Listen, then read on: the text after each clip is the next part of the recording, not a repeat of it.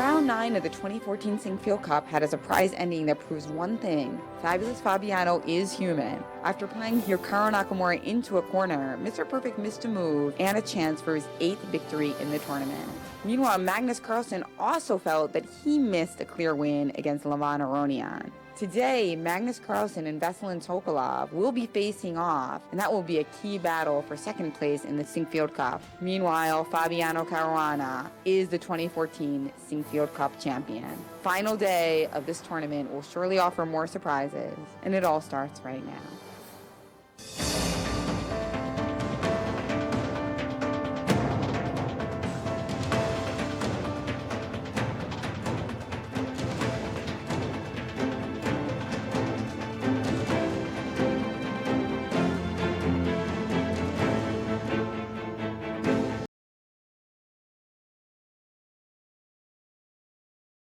Hello and welcome to Lester's Sports Bar and Grill in the Central West End in St. Louis for the final round of the Sinquefield Cup. We want to thank you for joining us over the past 2 weeks leading up to today's round 10 action. I am sitting at the table where the Grandmasters will gather for a press conference concluding today's final match. And even though Caruana is a lock for first place, there's still a lot of money up for grabs. So let's get the action started and head to the studio with Jen, Yasser, and Maurice. Thanks, Taryn. Welcome to the 2014 Sinquefield Cup and our final round. Our final round has been a thrilling event, Jen. That's right. It's been really more exciting than we possibly could have imagined. Even yesterday, when the openings were a little bit less exciting, we had plenty of fun watching the Endgames unfoil. Absolutely. And even though this is the last round and Fabiano Caruana does have a lock on the title, a lot of intriguing stories going on in this game. That's right. Aronian entered this tournament as the world's number 2 player, and he got leapfrogged during the event. So now Aronian is number 3 in the world. Today he plays Fabiano, getting a chance to reel him back a little bit. So this game, to my mind, is vital, of course, for the TPR. Fabiano That's right. is huge. He doesn't want to lose it and endanger what is the greatest tournament result ever. Now let's take a look at the standings so we can really see how dominant Fabiano Caruana's performance has been. 8 points for the Italian-American, a full 3 points ahead of our world champion Magnus Carlsen. Then we have Veselin Topalov with 4.5 points, also having a great tournament. And Maxime Bashir-Lagrave and Aronian tied for 4th, and Hikaru Nakamura in last place, looking to bounce back today with his first win of the event. And today's matches, we've got Nakamura playing against Maxime Bashir-Lagrave, Topalov versus Carlsen, and Aronian versus our tournament winner, Fabiano Caruana. Maurice, what do you think today has in store for us? More exciting chess? Of course, more exciting chess. These players have been battling it out so far for 9 rounds, but it's the 10th round. That's the money round. Fabiano Caruana, of course, wants to have his place in history as the greatest tournament performance ever. But in the meantime, there's a world championship battle that is Magnus Carlsen and former world champion Veselin Topalov, who are going head-to-head for second place. Who would have thought Veselin Topalov, when he started this tournament 0-2, would be able to take second place with a victory in round 10. An incredible comeback by him, but he's facing off against number 1 in the world, Magnus Carlsen. Their head-to-head matchup not favorable for Veselin, 8-3 in favor of the young champion. It's going to be a war today. Both of these players are serious when it comes to battling for victory. And you know, Magnus, after being disgusted yesterday, is definitely wanting to win today to prove that he indeed is the number 1 player in the world for a reason, despite the fact that he'll have to settle for second place in this tournament. So with round 10 all set to get started, there's all to play for, history in the making, second place, and players wanting to show that they do belong in the top 10 and this, the strongest tournament of all time. Back to you, Jen and Yas. Thank you, Maurice. Wow, and we go to a packed house here at the St. Louis Chess Club, where it's a Saturday. Maxime Bashir-Lagrave arriving to the game, the top player in France, shaking Sunil's hand. Sunil, the stepfather of Hikaru Nakamura, and a famous chess coach as well. The legendary Alexander Belyavsky following Maxime. That's right, and then we've also got Hikaru Nakamura, U.S. #1, and if today he wins, he at least is not in pure last. He'll be tied for 5th through 6th place. Well, there are many intriguing stories about this final battle of today. Hikaru Nakamura, I can't remember a single event where this extreme young man, America's #1, hasn't won at least one game in his many storied chess career. Extreme, ups and downs.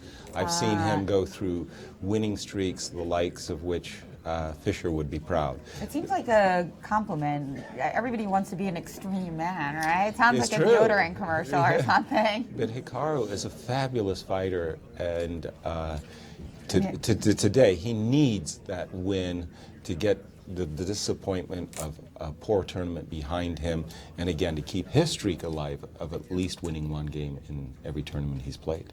Yeah, so this will be definitely a battle to follow closely. We've got also all eyes, of course, are going to be on Caruana's game as well. He's playing black against Aronian. Exactly, and again, before the tournament, Levon, #2 in the world, that place has been yanked away from him, and the sea change that we witnessed by Fabiano's unbelievable performance. Levon Aronian with white would love to settle the score of the Sinquefield 2014 with a win and spoil what has been an outstanding achievement by Fabiano. Well, and also that gap between the two is partly because Levon hasn't been having a great tournament himself. Exactly. So it's Fabiano's success and also his lack thereof that has made just such a vast difference between the ratings when Levon actually came into this tournament as the higher rated player. Right. Veselin Topalov versus Magnus Carlsen. What do you predict there from the opening? Because, you know, with Veselin, it can really go either way, can't it? But he needs to win this game in order to have a chance at getting 2nd place. Exactly. Well, again, Magnus Carlsen, the highest rated player in the history of chess, #1 on the all-time ELO list. The man you're looking at, Veselin Topalov, has been #5.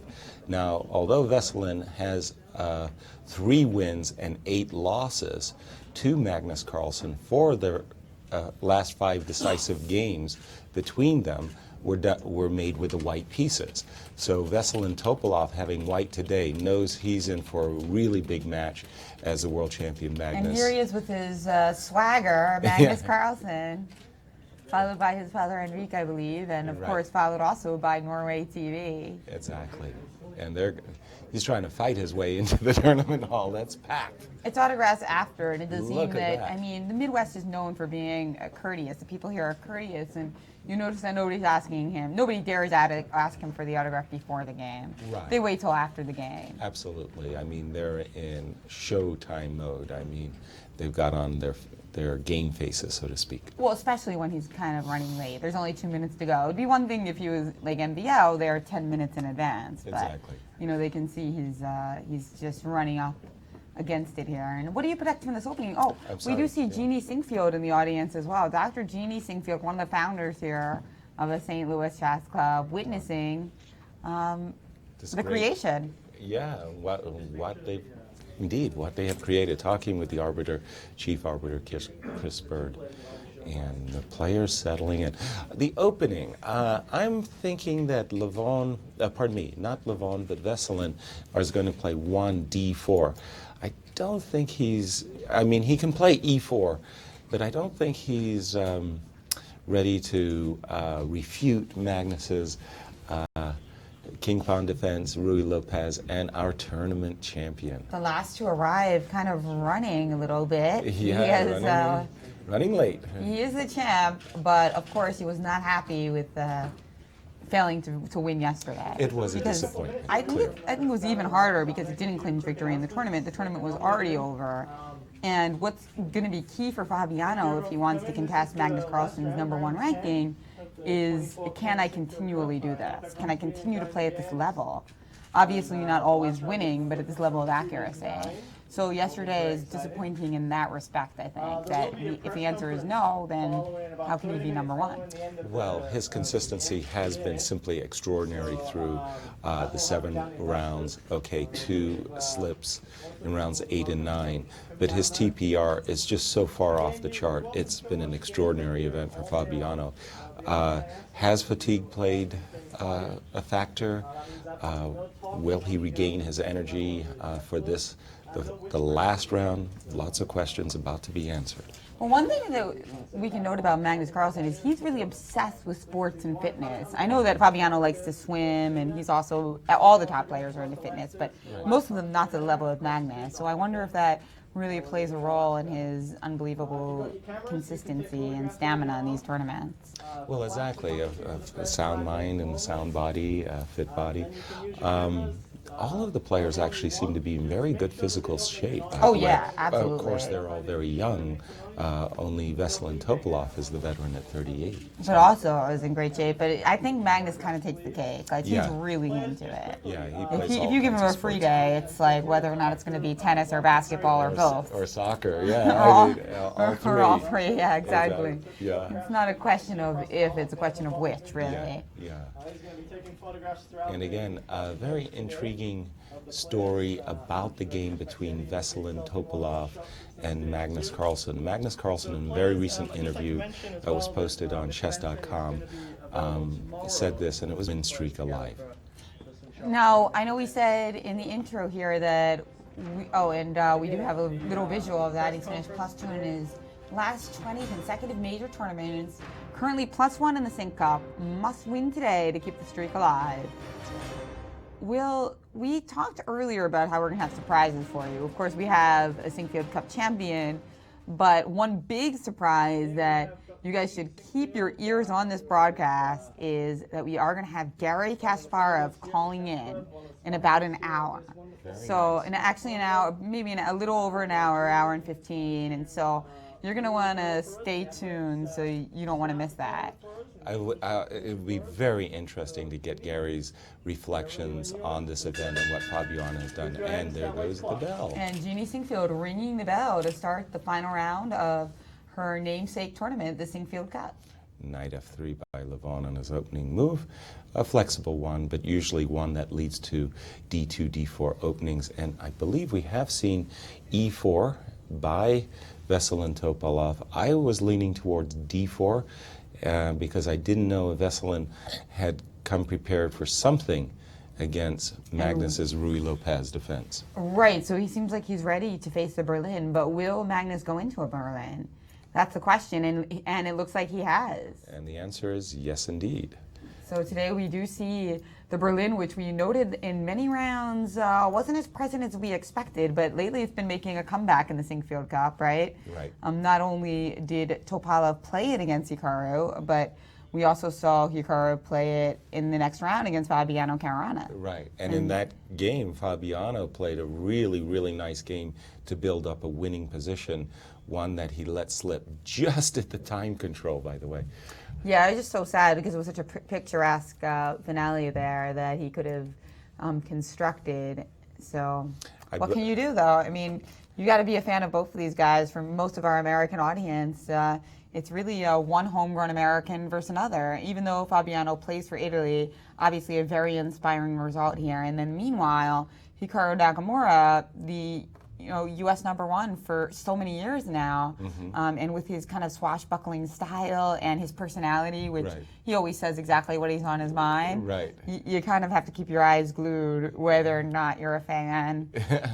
Personally, or I not. like it. I mean, I always admired Muhammad Ali. I am the greatest, but he backed it up. And in this particular tournament, Hikaru has not been able to back up his swagger. Not yet, but it's a little harder to back up the swagger when you're playing in the strongest tournament of all time, right? True that. That's just like they say, that the great thing about chess, or the annoying thing about chess, depending on how you look at it, is that there's always somebody better than you, and there's already somebody worse than you, right? No matter who you are, you can always find somebody you can beat, and you can always find somebody you can lose to, unless you are Magnus Carlsen. And the world world champion. Exactly. We do have the Berlin ending featured in this critical fight for the second place.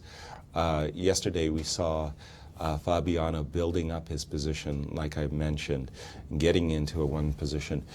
Fabiano liked the H2, H3 ideas. Knight C3 is the standard move, and still the players are in theory. Let's go around the horn a little bit. Let us. And I was just thinking of something. So we know Yes. the best chess player in the world, Magnus Carlsen. Fabiano making a little run for it in this tournament. But how do we know who the worst player in the world is? There is no worst player in the world, right? You just wouldn't be able to know. You wouldn't be able to know. It'd be impossible. It's impossible to measure because if they knew how to play chess, they'd be by definition not the worst. Exactly. So you'd basically have to take like a subset of people who already knew how to play and then determine the worst of those players. So Tough task. you can be the best, but you can't be the worst. There you go. Good to know. And in the game between Hikaru Nakamura and Maxine, again, I think that this is a very important game for Hikaru. Very disappointing result. He really wants to go out a winner. Oh, and we do see a Sicilian, an opening that has been trotted out several times at this tournament, and now he's played the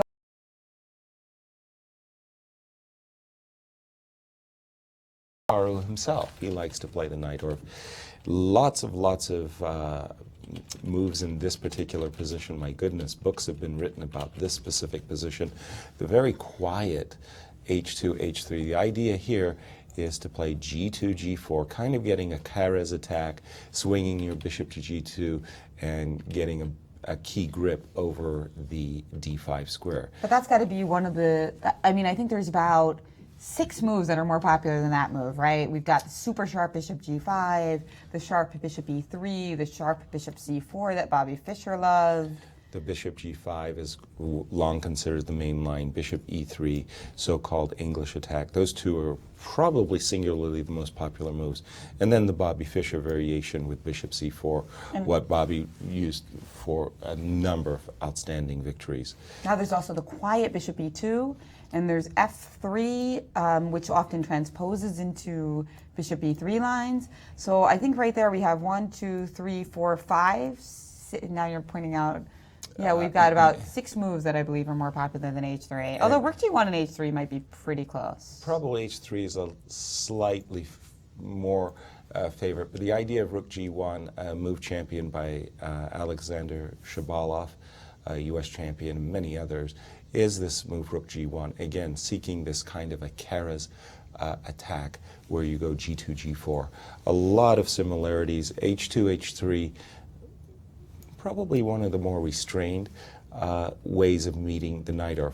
Actually, against H3, and you may like this, I actually like transposing it back into a Sicilian dragon. Love it. Because now that whole H4 sac-sac mate doesn't crop up on the board. So I mean, personally, H3 is obviously not the most useful move against the dragon, but neither is A6. We don't always have A6 when we play dragon structures. True. But between the two, I definitely would pick A6. yeah, as being a little bit more useful. A little than bit more H3. useful because there are some lines of the dragon where we play that move, whereas H3 is just exceedingly rare in the white side of the dragon, unless you're playing like a weird line where you're playing bishop c4 and castle kingside.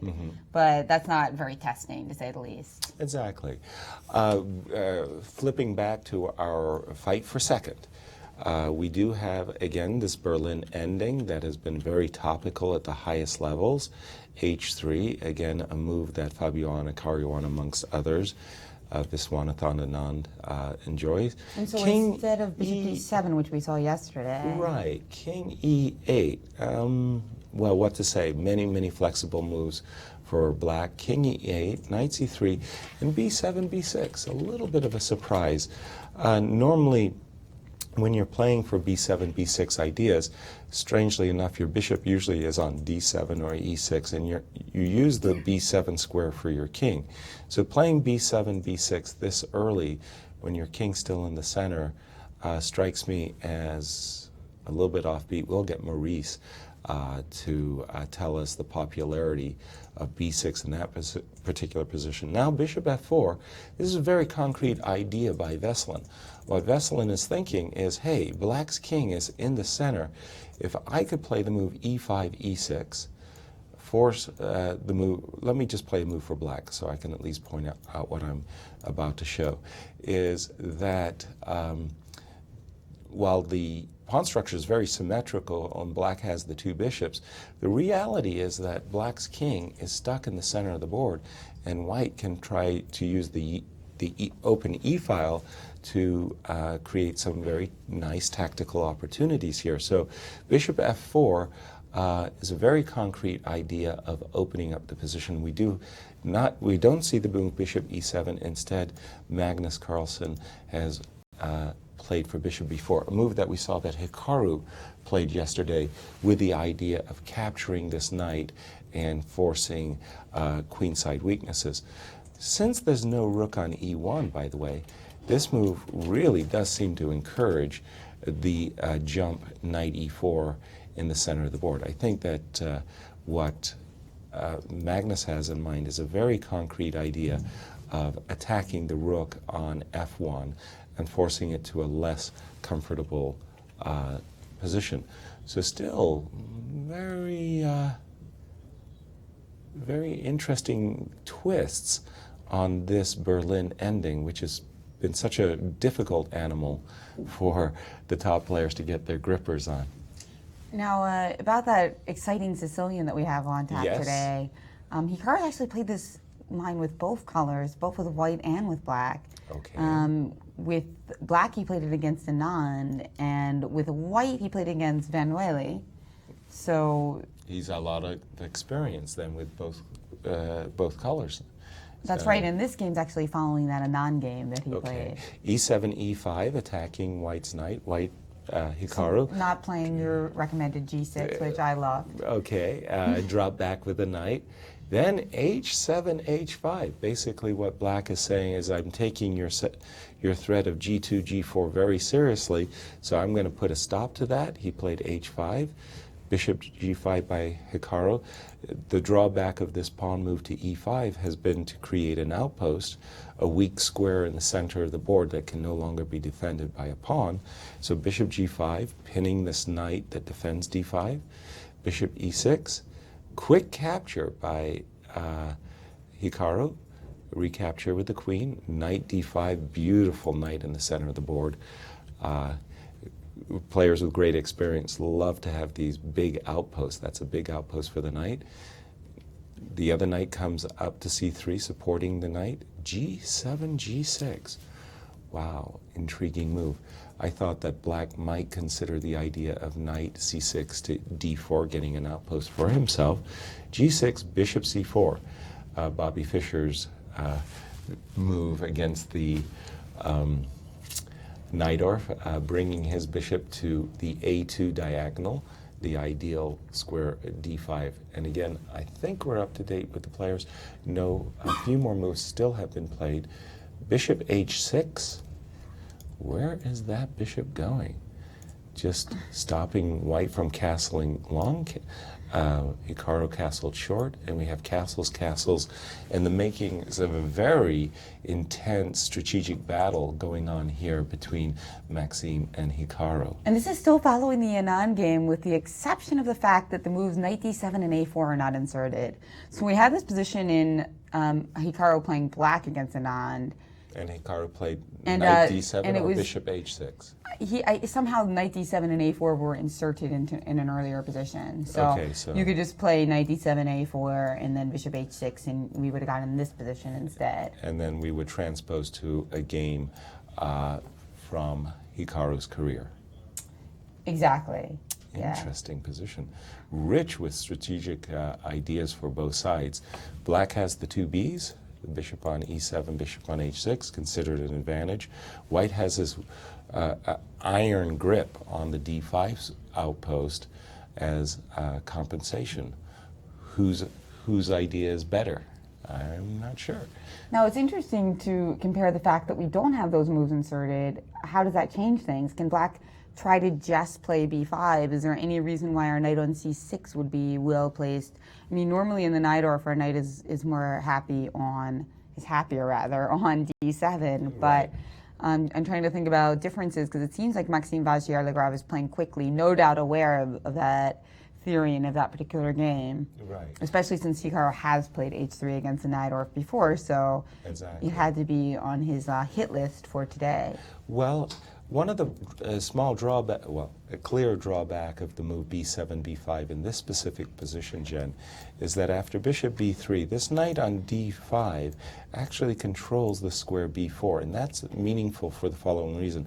In case of castles, probably a very poor move, a2, a4, and white's going to get a favorable trade of pawns on the queen side. That's right. So that b5 pawn actually becomes a weakness rather than a strength. Yeah. And I mean that particularly means since we've already developed our bishop on e6, it's not like we need to play b5 to follow it up with bishop b7. Precisely. So the negatives outweigh the positives there. Kind of similar to the Roy Lopez, well, where white kind of provokes black into playing a6, b5 in a way. So that later in the game he can use the b5 pawn as a target.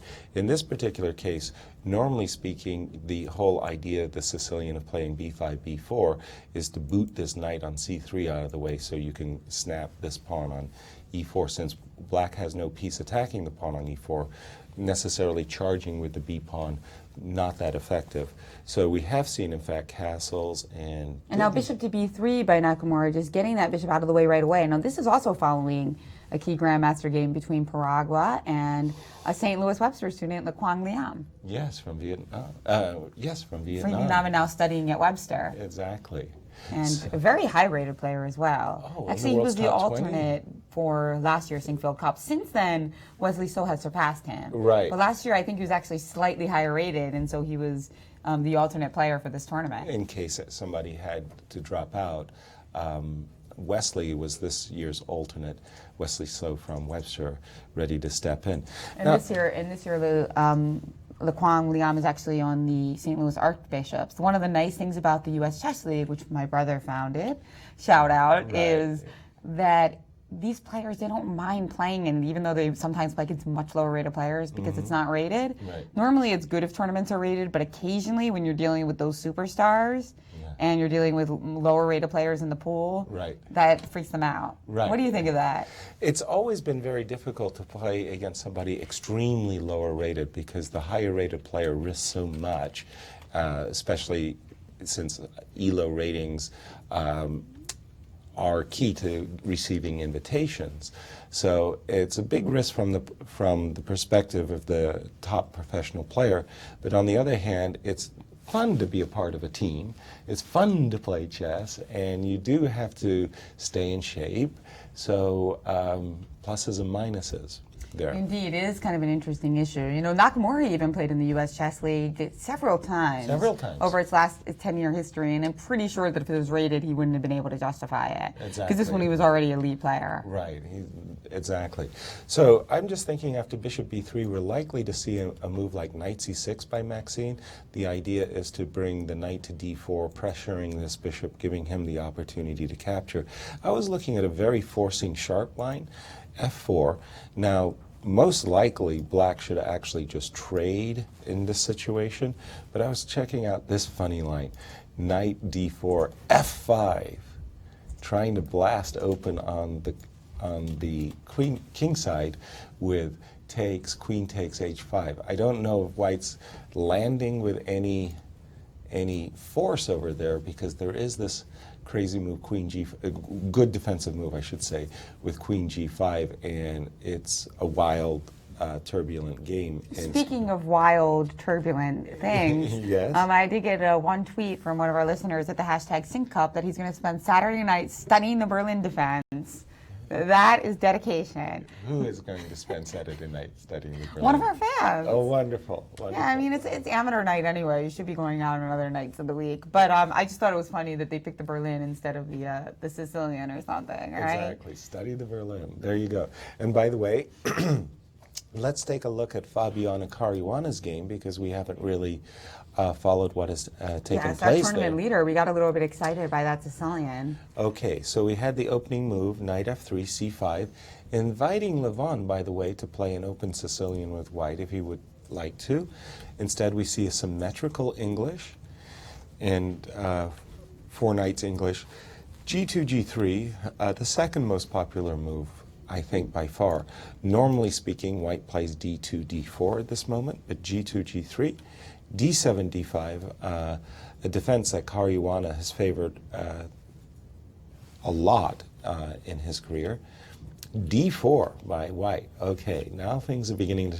And suddenly we have a Tarrasch defense, e7, e6. So the Tarrasch, usually not seen at the highest levels, defense that harkens back to the 1940s.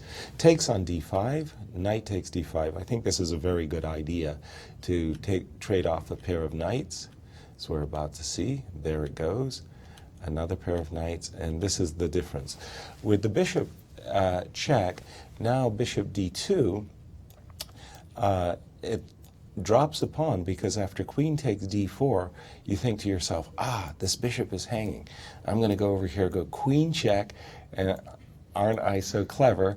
I'm going to grab this bishop, and then when you're about to reach for and take this bishop... Take my rook! Oh no! This didn't make it into take my rooks, Yasser? Because you'd have to take two. In this case, you only take one, and you end up with a checkmate. Yeah, that's not just taking a rook. That's mate in three, right? Exactly.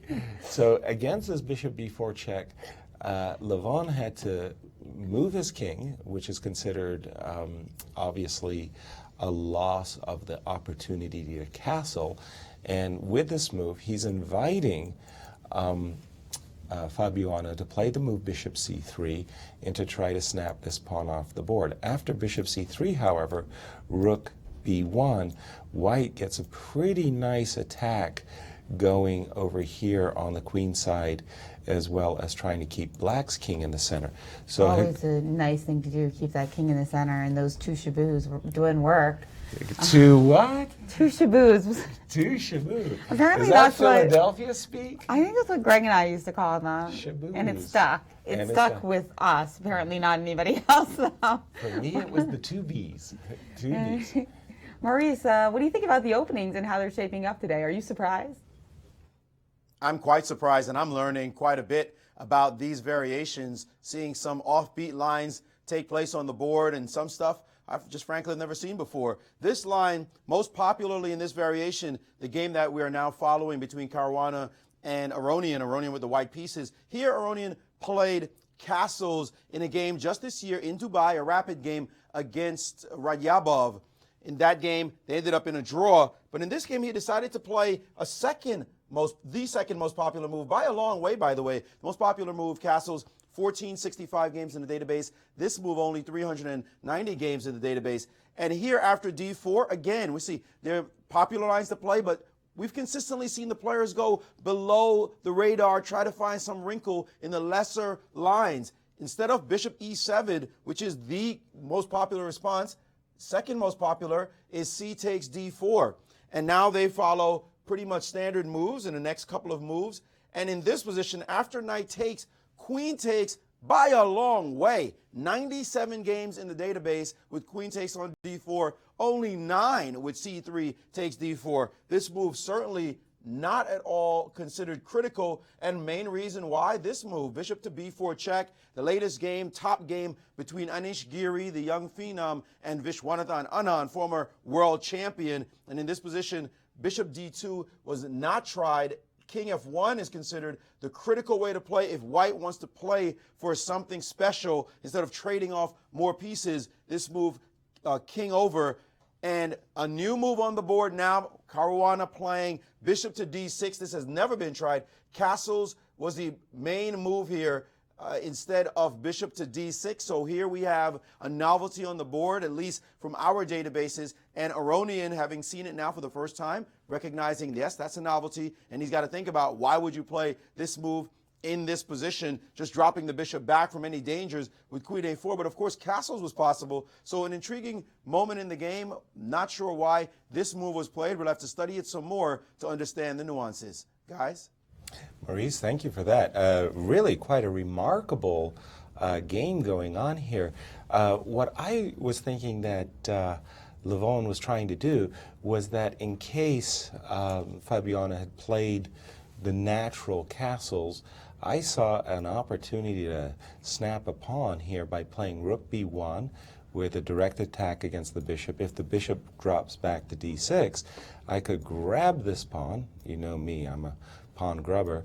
And black would have a compensation, no question.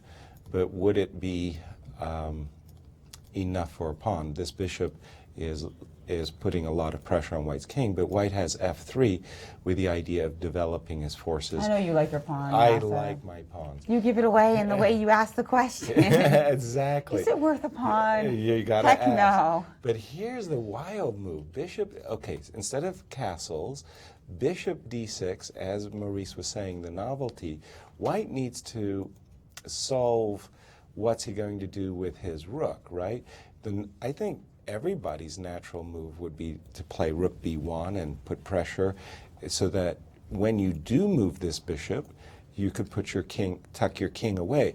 Instead, this harkens back to the days when I was a beginner and I would start with my opening move h2, h4. Check this move out, h2, h4 by Levon. And the idea here is he's thinking about developing his rook with a rover. For example, if we see the move castles, h5, if we see h6, I believe his idea is that he wants to bring his rook to h4, either to g4 or to e4, anticipating that one day this move e7, e5 is going to be played. Very creative. Very creative. Levon, I mean, we did see some weird h4s in this tournament, like even the very controversial h4 by Fabiano in that game where he was attacking Magnus Carlsen, our world champion. h4 instead of castling, which his second would have liked to have seen. It's interesting how some of my phrases catch on, like rover, rook up and over, and some like the two shaboos. Just we can't make it happen. Stop trying to make that happen. Two shaboos. It's not gonna happen. I need to get used to that one. I must confess. But the rover. The rover I like. Yeah, that's high marks. Also, one other possible use of the move h4 is that you might be able to play bishop g5 in order to develop with the tempo. I don't think that's quite as critical, but I like this rover idea. Or maybe if the rover doesn't work out, you have your potential castle kingside. Delayed castling kingside. You mean the old castles by hand, king g1, king h2 type of deal? Allowing queen takes h4. Check. Oops. All right. In our big fight for second place, the game that will determine the second place winner in this event, $25,000 difference between second and third. Vesel and Topolov in a must-win situation. Magnus can clinch second with a draw. After the move bishop b4, we saw knight e2, and as expected, the sneaky move bishop a6, attacking the rook. The rook had to go to a less than fortunate square, rook f1 to c1, and Magnus has played bishop to e2, insisting, on the one hand, he wanted to try to double white's pawns on the queen side. Now with this move bishop e2, his intent quite clearly is to double white's pawns on the king side.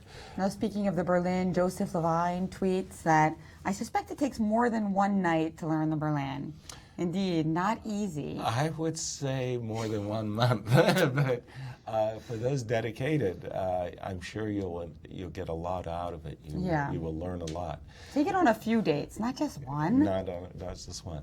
So knight on f3 to d2, a very different Berlin than we're used to seeing. Usually black tries to play very solid, gets compact position, and then only much later he reaches out for active play. We've seen Magnus come out very powerfully and playing extreme active moves that you don't see in a Berlin. I'm sure if you went through the last 2,000 games, you'd be very hard-pressed to find a black bishop on the e2 square after a mere 14 moves. Maurice, am I right on that one? Is that a rarity or what? Relatively rare, but guess who's been on the black side of this position twice? Vladimir Kramnik himself, Mr. Berlin, who used this opening to good effect against former world champion and legend, who will be later on our show, Garry Kasparov. He did not use this particular wrinkle against Garry, but he has played it against some heavy hitters. He played this against Karyakin, one of the top 10 players in the world, and Alexei Shirov, also a great genius in chess, and he had a great record with it as well. Kramnik, excuse me.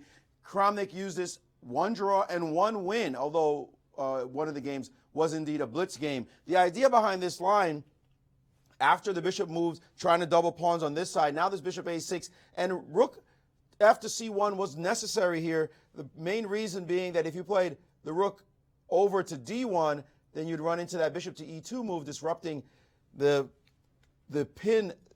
position here. The rook now has to go somewhere, and then bishop takes knight, and then you get doubled on the other side. So rook f c1 was played, and now bishop e2. And the popular move here is knight to h2, bringing the knight over on this side of the board. 6 games played in this line, but knight to d2, knight f d2 is another move very infrequently played, not played by the top players, certainly not played by Karyakin or Shirov.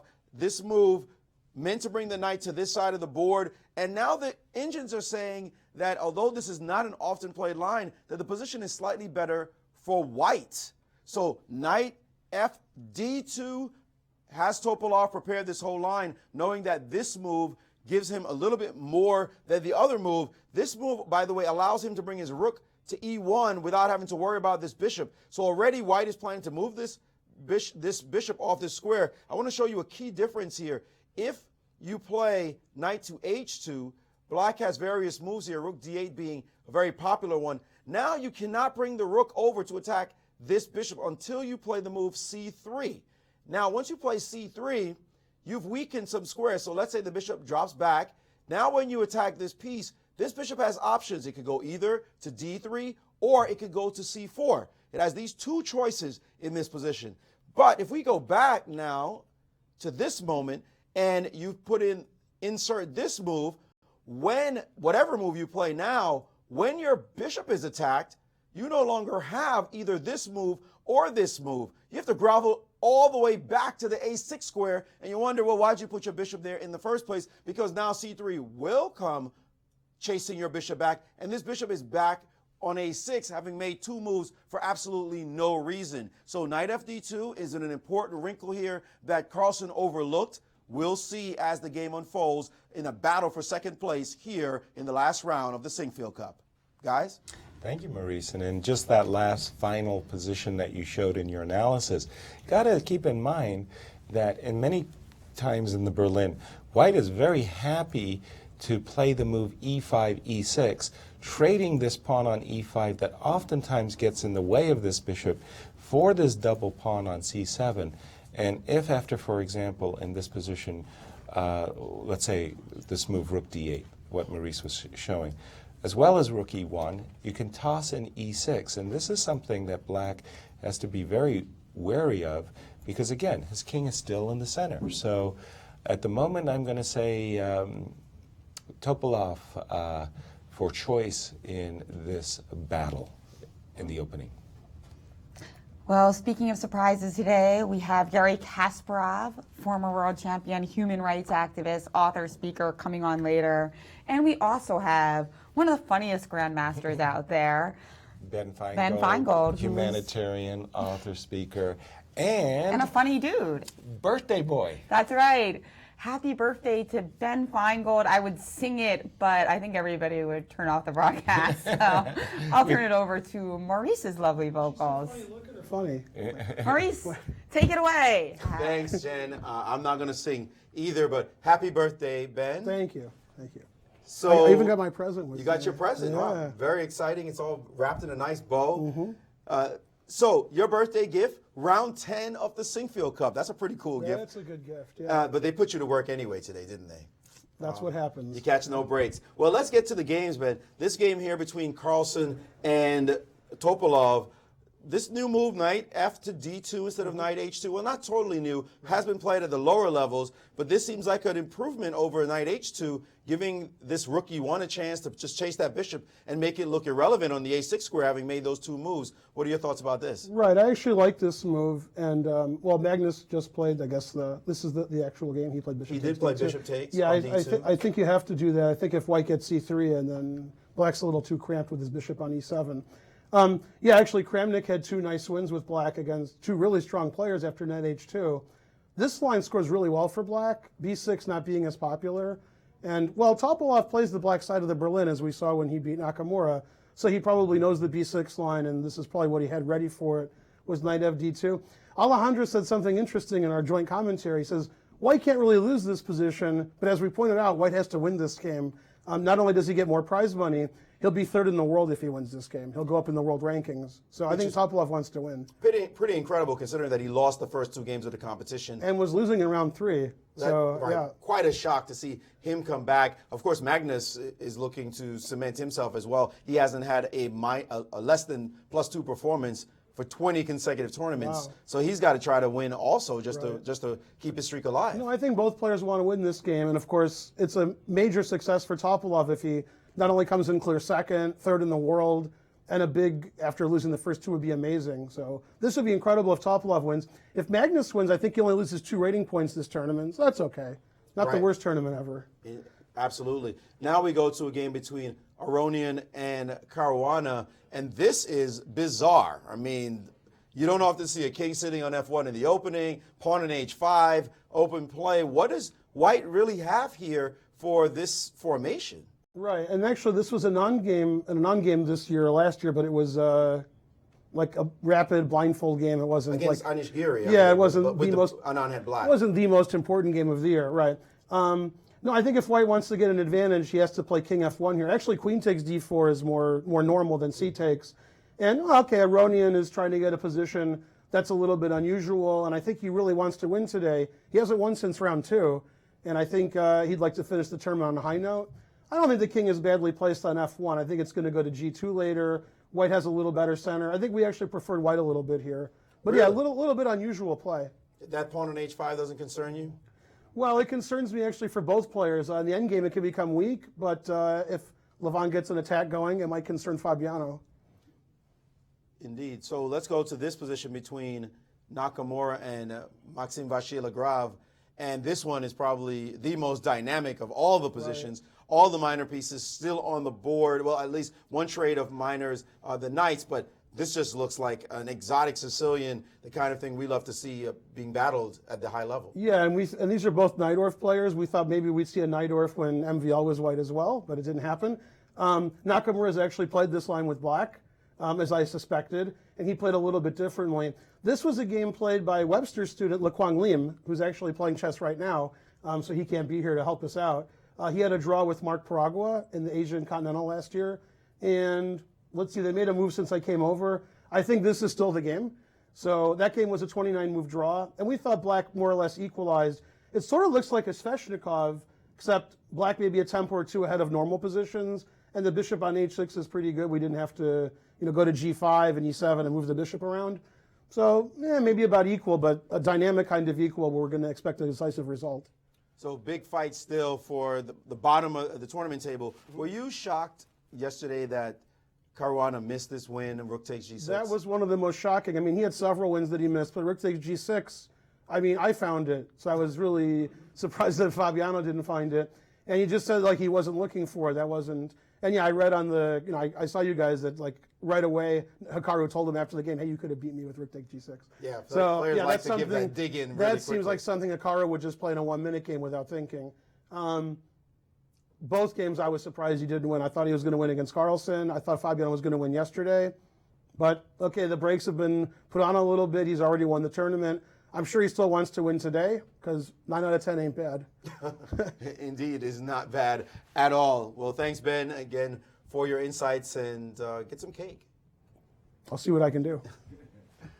Grandmaster Ben Feingold, back to you guys. And we do have a little birthday wish for Grandmaster Ben Feingold. Happy birthday, and it's a happy birthday puzzle. Actually, it's a happy birthday. We'll show you what Ben did here. Queen takes G2. Ben, nice move. King takes G2. Oh, it went away. It went away. We lost our graphic. That was against Michael Casella, a California dude who also plays a ton of poker. Well, I was going to ask Ben about his recollections of the game. But was it a good pick? I like that game. It was a good pick. He said he liked it. It was a winner. It was a winner. It was a queen sack. Yeah, nice one. Gotta love a queen sack. Birthday queen sacrifice. Very nice. Well, very good. I've just got this game between Hikaru and Maxine on my screen. And I'm thinking from White's point of view, Jen, if White needs to do something to break open the game, and I keep coming back to this move F2, F4. I don't know if it's the best or what or brightest idea, but at least it's a very crisp idea of playing F4, F5. We could see a lot of trades going on. A kind of a funny recapture, pardon me. Well, actually, we do have some more moves in the game, and Nakamura avoided having to recapture with a pawn by chopping his knight back to e2.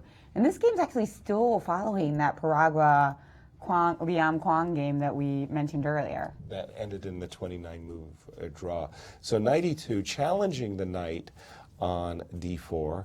And what Hikaru wants to see is that in case of a trade of knights, what he's going to try to do, if you get a bishops of opposite color position for argument's sake, is to try to prove that this bishop on h6, although it covers an open diagonal for the moment, is rather ineffective, and White will want to pressure this pawn on d6.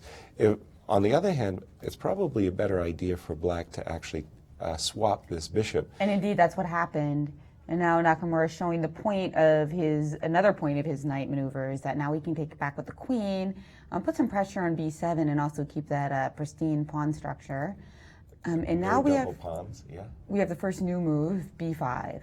The players have followed this exact That same Paragua Liam Kwong game, right? which you had mentioned, and instead of b5, the previous move that had been played was, drumroll, rook b8. You got a different King g7 with the King idea G7. of just queen takes b7 and rook takes c2, huh? I see. Yeah. Okay, so b7, b5 on the board. And we discussed Hikaru to earlier play how that can become a potential target, not to mention that after a4, for example. So That's you right. try to weaken up, bust up the queenside structure a bit. For example, if you take, now you're a little bit happier because these pawns are nice and this pawn is still a target. Well, I wonder if he'll use the same idea behind Paragua's King G7 with the idea that after B5, A4, is B5 really in take? I'm just saying that same kind of spirit. That Oh, I see. Because Pardon C2 me. is pressured So- after B5, A4, do we really have to do something immediately about that, or can we? Right. So, for example, A4, King G7, And A, perhaps B. there's a better move, but Right. point Well, being that the queen takes B5, rook takes C2, letting my rook get so active. I'm not sure that's a great idea. No, but okay, because this pawn on b5 sticks out a little bit like a sore thumb, I think this move knight e2 to c3, we're seeing the knight going back and forth a lot, but it accomplishes something with each turn that it steps on the e2 square. Now, stepping on the c3 square means that this pawn on b5 has been isolated and is now targeted in two ways. So I'm thinking, well, I'm a pawn grabber. My favorite living condition being a pawn ahead, this would be a good line for Hikaru. Yeah, B5 does leave an interesting impression, although it seems like preparation. The So problem far, is I'd yeah. like to play something like I would like to play after B5, A4. It would be nice to play a move maybe like Queen A5, but I'm leaving Knight E7 hanging. That's why it's important to kind of preface all this with the move King G7. Just not to, well, the move Knight E7 check, at the end of the day, I'll still have my queen on 3. So True. Queen on A5, Queen A5 is certainly possible. It's a candidate, but it needs to be very carefully analyzed. Well, exactly, because you've always got to keep in mind that Knight E7 check. Or even Knight F6 and Rook takes D6 can happen in some situations. So sure, so some difficulties still for Maxine at the moment. Let's return to our champions game, Fabiano Caruana. Okay, we have seen this move H4, H5. Also, we're just going to go back a step so I can show, I like this move very much. This move, rook b8 by Fabiano, by the way, I wanted to comment on it, as Fabiano has a very clear idea in mind. He wants to fianchetto his bishop, and this bishop on g2 is a very effective piece. So the trade of that passive bishop on c8 for the bishop on g2 would, strategically speaking, be in black's favor. So I like that move, h5, trying to get in h6, and weaken the dark squares around black's king. h6 was played, and now white to play. So Levon has to decide what he wants to do. Can he essay this rook lift, hoping for rook g4 or to bring that rook in the center? Or does he have a more mundane idea in mind, something like bishop f3 and king g2? Lastly, if I was in white's shoes, I would like to play a move like queen d3 here, just developing my queen, keeping an eye over all sectors of the board, and preparing for a possible even bishop f4. So very rich strategical position going on here between the fight between the world's number 2 and number 3 players. Indeed, a fascinating struggle. Maurice, what intrigues you about today's round the most? Which game do you have your eyes peeled on? Well, no question about it is the Nakamura game. That one has all those interesting pieces still on the board, lots of fight to play for. And the interesting pieces I'm referring to are the knights. And if we take a look at this game between Aronian and Caruana, we see that the knights have left the board. Now, the knights, really, they're the spice of chess. Chess would be, in my opinion, a much duller game without the knights. They're the one piece that, of course, do not move in linear fashion. Secondly, if they attack another piece, that piece is definitely not attacking them back. That is, if it's not a knight, of course. And if they are attacked, then they can't be attacking that other piece back as well. So they create the tension. Other linear pieces, if a bishop attacks a queen, and then you see that those two things are squaring off against each other. And the same thing with a rook and a queen. Linear pieces tend to be very direct, very obvious, and they simply need open lines to come alive. Knights don't. This position, you see that the knights are off, and when I look at this, I feel like white doesn't have much potential here to create a big attack because the pieces are too straightforward. It's not easy at all for him to find unique squares for his pieces where they're going to dominate. Maybe if his bishop could end up on c2, like you said, Yaz, and put a queen on d3, that could be an interesting idea, this maneuver. Of course, b6 and bishop b7 is coming quickly to counter his bishop. That's the problem with linear pieces. Easy to counter along lines unless you find dominant diagonals for them. This bishop is also searching for a square to go to. b2 is not a bad square, it looks like, but that blocks this linear rook on b1. And again, the pawn on b6 is going to be a factor. So black has a very clear plan in this position, and he's looking to implement b6, bishop to b7, try to trade more pieces, and then get his rooks to the open files. Meantime, this king is not so secure on the f1 square, so that could be a problem for him. I jump to this game right here between Topalov and Caruana. Now, this position, just to go back a couple of moves, here Caruana played knight d4. This is still in this theory that's not so popular theory, not the big grandmaster games, but lower down on the rating scale. But apparently this position is only maybe a smidgen better for white. But when you look at it carefully, you start to feel like, is it really anything for white? However, white does have a plan here, and Topalov played forward. He played the move bishop to e3. Now, this move, unfortunately, if the knight were to leave, he could play for f4 and get that plan going. So Magnus has to fight very seriously against this plan of f4 because now that he no longer has the two bishops and his pawn structure here is compromised, this 4 never makes a pass pawn against this 3, he can't let Topalov just play f4 and everything. If he gets everything, then it's all white. So in this position, the move knight to f5 has been played. Now here, of course, you don't want to just give up this bishop, this bishop for that knight and fracture the pawn structure. So most likely, in my opinion, you're going to see this move get played. And after that, he could play knight to d4. Will we see the first strange repetition of the tournament? The players have a clause in their contract that they must not play less than 30 moves unless forced to do so.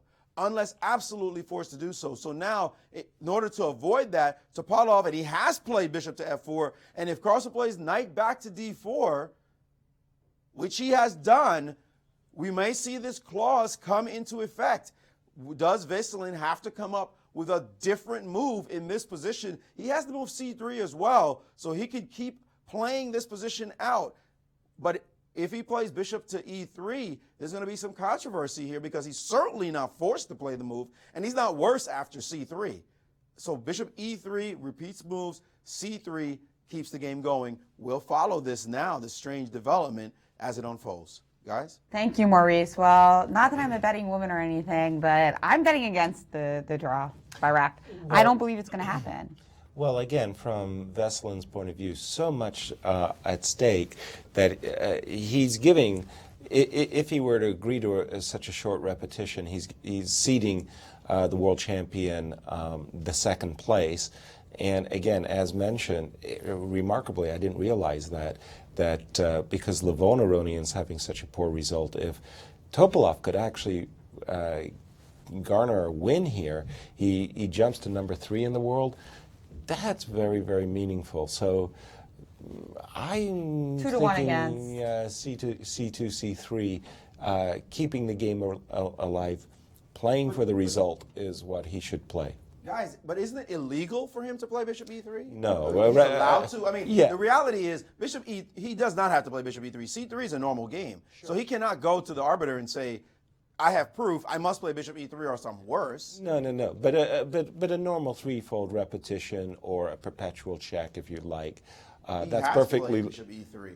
Perfectly legit. Perfectly legit. But you can do it one more time without it being a rep, right? True. Or not really, because after knight f5, then would that be 4? No, it would still only be 2. So he can still do knight f5, bishop f4, and change his mind at that moment. Gains time for later. One of the issues is that international arbiter Chris Bird is a strong chess player, but I think we're seeing a draw, by the way, Jen. Sorry. You can claim it was before playing knight d4. Yeah. Wow, very surprising to me indeed. Awful result. I really think that's quite surprising. Yeah, especially because and we are calling for the international arbiter Chris Bird. The logistical problem here is that unless your international arbiter was a grandmaster, now Chris is not a bad player, but he's obviously not a top 10 player in the world. Sure. It would be very difficult to prevent something like this without creating errors in other cases. So that's a little bit of a logistical difficulty. Normally it's not an issue because these players are so combative, especially the ones that we invited to the Sinquefield Cup, that it just wouldn't be necessary. They would always play the most exciting lines anyway. And It is a draw. Magnus Carlsen and Veselin Topalov. Veselin, after really impressing us in the second half, was a very strange decision in the last round, I think, to take a repetition instead of press his white. Agreed. Something in the opening threw him off, this knight d2, whether he underestimated bishop takes d2. I'm really not too sure what happened. Magnus is laughing, meanwhile, always with a sense of humor. He's giggling. It'll be interesting to hear his thoughts on this decision. Oh, definitely. But again, this result, by the way, does secure for Magnus the second place. So congratulations to the world champion for having taken second. However, it also means that overall, the event has seen a loss of ELO rating points. I think Magnus loses something like 5 or 6 ELO points from this result. So, that's right. And the streak is over. Must be tough to be number 1. And the streak is over. So this is the first time in 20 tournaments that Magnus has not achieved a score of +2 or higher. I don't think Magnus would be too happy about this. I think if he knew that Veselin might do this, that he would have actually perhaps played a different line of the Roy Lopez. Of course, he has other weapons at his disposal. Of course. What do you think? Like maybe, remember he played just G6 against Naka, but he could play all sorts of things. Well, as we saw, even the accelerated dragon and so forth and so on. I saw something yesterday which is so unusual for me. I just don't see it in Magnus at all. He was genuinely distressed yesterday. It wasn't just I was really surprised by it because I thought it was disappointment. It was like exasperation bordering on what's wrong. He was horrified, and it was really kind of, in a way, it was impressive to me because I thought that endgame was really deep and instructive, and he was just like, I can't believe I missed it. I'm the worst. Simple. for I mean, win. of course, you know. like compared to what Fabiano missed, it was way, way more difficult. Even the Of course. engines had no clue what was going on. And actually, Right. Grandmaster Pavel Eljanov tweeted that he was really impressed by the endgame play there. By To the Magnus. contrary, Yeah, by no- both players. Right. In that they created so many rich possibilities and instruction for us. Right. Maurice, I know you're not happy about this result. Give us your thoughts on kind of what a little bit of a bitter taste in what has been one of the most combative tournaments in history. Absolutely, Jen. This kind of result the fans hate. If you paid money to come down to Leicester's to watch a heavyweight battle and you saw this, you just want to walk out in disgust. So I think that it's unfortunate that this happened in the last round of the tournament. Clearly, the players know that there's not much to play for by way of first, but there was so much to play for by way of second place. And the whole tournament has been a magnificent treat of fighting chess, gladiators battling to the end. This is, in fact, the first game that ended in a quick draw in the entire tournament and ended under 20 moves. So that certainly leaves a real bad taste in the mouth to see this finish. I'm sure Carlsen will have his opinions about why it is that he had to do this or why this happened. Of course, he had the black pieces. Usually the player with the black pieces doesn't have much choice. Topalov will have to defend himself with the white pieces, getting nothing at all, and then eschewing the line C3, which continued the game. I mean, that seems like it could have gone somewhat more after the move C3. Certainly he might say, look, even after that I have nothing, or maybe even in his opinion, he's worse. But it's, to me, a very sad finish to this tournament by these two great, great players, fan favorites, great fighters, but not showing their best in this last game. Well, we are going to get the players set up for interviews, Maurice. And while we have Veselin Topalov, who's going to enter the studio, we're going to go out and have a chat with Taryn.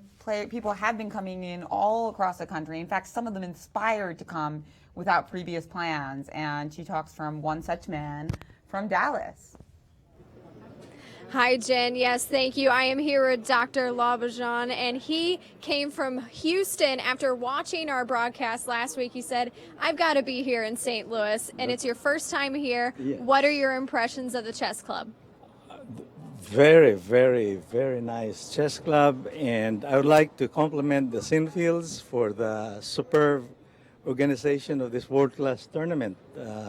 All the games so far has been very exciting. And I wish to be back here next year, hopefully as a participant. Oh, I'm just kidding. I like to hear that. You know, speaking of which, have you played some world-class chess players by chance? Yes. In 1990 in New York City, I played in a simultaneous game against Anatoly Karpov in New York City. But I was playing actually against two opponents, Mr. Karpov and my wife. This was her second trip to New York City, and she was rushing me up. She wanted to go shopping while I'm trying to fight for my life against Mr. Karpov. In fact, I have a photograph of our game. This was in 1990. And 2 months after that, he played his last title match against Kasparov. So he was still in the top of the mountain then.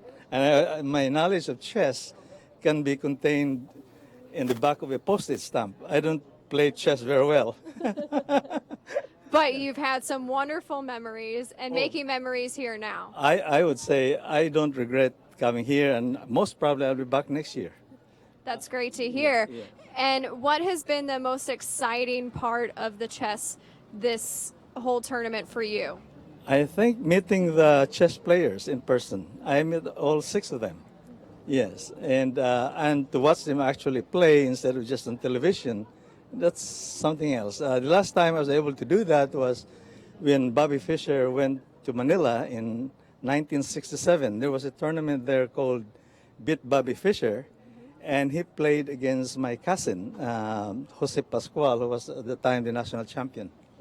Yeah. Wow, so you have some wonderful chess memories to share with us. Thank you for doing so, and You're thank you for welcome. coming to St. Louis. I'm so glad. I love the city. Okay? Well, thank you. very We much. expect to see you back next year. As a participant, yes. Thank you. Well, we'll go down to you, Jen. Thank you. Thank you, Taryn. Lovely, lovely interview. Well, you'd always like to see the field mixed up, indeed. And we do have Veselin Topalov to talk to Grandmaster Maurice Ashley about our shortest game of the Sinquefield Cup so far. Thanks, Jen. I'm with Veselin Topalov, former world champion, world-class player. Veselin, first of all, congratulations on your finish. We know you started with a rough tournament. You're losing your first 2 games. You bounced back tremendously to have a fine result. However, we're a bit surprised by this game. It was a combative game, or at least an opportunity to have a combative game, to go for second place in the tournament, leapfrogging Magnus Carlsen with the white pieces. It was a quick draw, the shortest draw of the tournament. Why is that you made this decision? No, it's simply obviously that, you know, the opening choice. Okay, so for some reason, I decided to go for the queens, for e4 at the beginning, you know, and it's one of the openings that we expected, and I think Magnus chose a good strategy, you know, to immediately go for exchanging the queens and some solid lines. But there are too many different sublines, you know, so exactly what he played in the opening, somehow I couldn't really remember. I could somehow, and immediately we reached this position, you know, which I think I have a choice between continuing the game, but it's very, you know, neat, because I think if I just don't go for this repetition, then I'm afraid it could really become worse. Do you think c3 is not a good option here? No, honestly, I don't like it, because then simply the knight goes to e6, and there's a very important square for the bishop, and it's all about trying to, you know, to somehow use the misplacement of the bishop on e2, and with the move c3, I don't like it somehow, because the bishop goes to d3, and then the pawn is advanced to h5 or maybe h4, and then my pawns would have been stopped, and I think then black would have even an easier game. So you believe that black would have actually maintained an advantage potentially after a move c3? Well, maybe not really an advantage, but I think honestly I would prefer black to play with, you know, after the move c3. My opinion is computer is wrong, you know. Are you disappointed that this became the result of this game, not getting second place or a chance to fight for second? A little bit, because, you know, the idea was, of course, at least with white, you should at least try to win, you know, and somehow I let the draw too easily. But okay, it's also true that I was mostly counting on some other openings, you know, because so far in this event, Magnus, he never really played the Berlin defense, which is maybe the most solid opening nowadays against the, you know, against e4. E4, and but okay, it was also the same. Well, it was expected. This is what he did in the World Championship match, and that's by far the most solid opening and the hardest crack to, you know, to break. With his big streak, he has gone 20 tournaments in a row and maintained +2. Now he has only a +1 result, which is sort of one of the worst performance. We can't really call it the worst because this event is so strong. Are you surprised that he decided to play only solidly in the last round instead of really looking for a big result? Well, I don't think he really cares between +1 or 2, because it's, you know, it's about first place or second. And well, since he already lost his chances to play for the first, then he could only secure the second, and which he did. But well, I don't think honestly that he cares, and he even knows that he made all these 20 tournaments in a row with +2 result, which is really actually he was the one who told us. So oh. So yeah, he does. He does know. Well, probably he has all these records that you know, he keeps in mind. But again, it's really not only that he played well and he won the World Championship titles, but he was not really losing many games, and he was never down in the tournament. So it's normal. Just 2 more questions for you. First of all, with your -2 start, you came back in the tournament. What lessons will you take away from your play here at the strongest tournament ever? Well, I mean, basically, I think I will just +2 against the regular guys, and I lost 2 games to Fabiano, which shouldn't count really. So I'm almost a Why do you winner. say it shouldn't count? Okay, come on. He lost everything. He won everything here, so it's not really.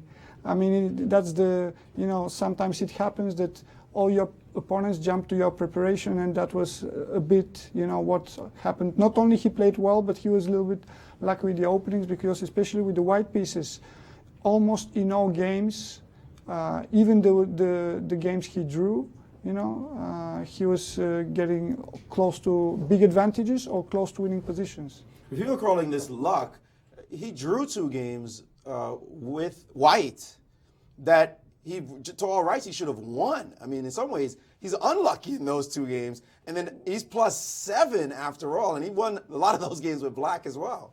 No, actually, most of his games he won was with black. Actually, it's true that he was +7 and without luck, actually.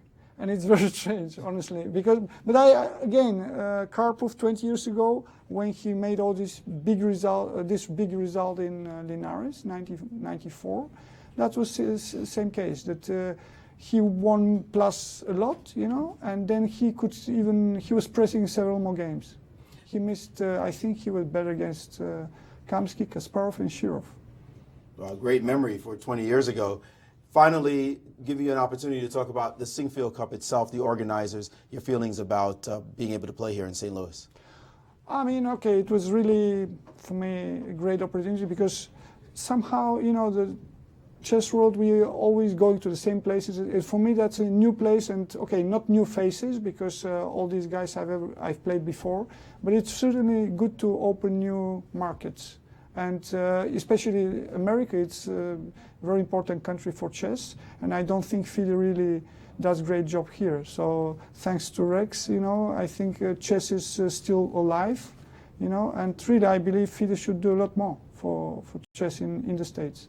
Well, we appreciate that sentiment, and the States loves your style of play. We wish you the best in your future tournaments, and look forward to seeing you back here in the States at the future Sinquefield Cups.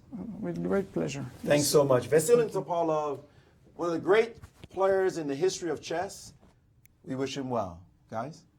What a fantastic competitor. Coming back from 2 losses at the start in the world's strongest tournament ever, boy, that is really a remarkable achievement. Now we have a very star-studded 15 minutes of chess, because not only do we have world champion Magnus Carlsen getting set up for an interview, but soon after that, we're going to hear from Garry Kasparov. All right, entertain me. Let's go. And here he is. World champion Magnus Carlsen is with Grandmaster Maurice Ashley. Thanks, Jen. I am with the world #1 player, Magnus Carlsen. Magnus, first of all, congratulations on your 2nd place finish. Sure. You seem a bit muted in that feeling about coming in 2nd place.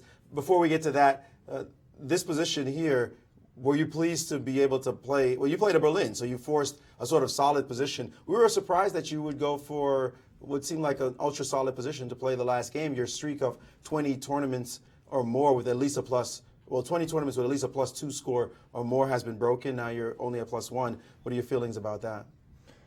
I don't know. So not so happy about the game yesterday. I was a little bit tired, a little bit tense. I couldn't sleep so well. I got a massage today before the round. I hoped it would make me feel better, but it just knocked me out. So no, I wanted to play. I wanted to play really solidly today because I was not feeling so great, and obviously he's a strong player. It's very hard to beat him with black, and I thought if he, if he tries to play, I will play. But as it turned out, he kind of misplayed it a little bit in the opening, and I think the position we have on the board, he probably should take the draw by repetition, because otherwise he might be slightly worse. Although computer doesn't say so, but computer doesn't understand everything about the Berlin defense. So you feel that it was a legitimate draw, a good time to stop. Were you surprised that he played this solidly and didn't try something maybe a bit more interesting against the Berlin to keep the game alive and fighting chess? I think he mixed up something in the opening because the point really of my play here is this maneuver like this when I get a very easy game. Here I could also play rook d8 immediately, but or maybe that's not so great. But when I get this position, generally when I get to exchange the dark-squared bishop for one of his knights and activate my bishop, then I'm always okay. And in this position, a natural choice for him would be to kick my knight with c3. Yes. Okay. And then I would. Sometimes, trust me, I've suffered with it too throughout. And then bishop to e3. I would play h5. And let's say f4. Bishop d3. And well, my feeling was that white could just as easily get slightly worse here. So I can very much understand that he just took the draw. Okay, interesting insights. The computer's still saying a slight edge, but you mentioned this is a difficult positions for the engines to really understand. The second place in the tournament is not what you go for when you play in a chess tournament. You always are looking for first. What are your feelings about coming in second? Of course, Fabiano had a fantastic result. Yeah, I mean, coming in second when one guy scores, well, at least 8 points out of 10 is obviously okay. For me, it's more about my own performance rather than results. I think my performance hasn't been that great. There have been some good moments, but there have been too many mediocre ones as well. And I got a good start with 2 good draws with black. Then my 2 next games with white was a disaster. I could have lost both. I think I recovered pretty well after that. 2 wins, no losses. But even here in the second half, I had serious chances against Lagrave and winning position against Aronian. Obviously, I could have lost to Caruana, but nevertheless, it's really too many bad moments. And if I'd been second and scored 6 or 6.5 points, then that would have been all right. 6 points is 5.5. That's too little to be satisfied, but it's not a disaster. So you came into this tournament by far number 1 in the world. Now Fabiano has closed the gap somewhat. Do you feel like this tournament indicates a real change in terms of Fabiano being your main contender, number 2 in the world solidly, or is it just that he had this spectacular results and we still need to see some more from him to prove himself? It's hard to say. In Zurich this year, Levon had a live rating of 28-35, and he was playing wonderful chess. Just won the Vacancy brilliantly, and then it was clear for everyone that he was the main challenger. So I guess it's early to say,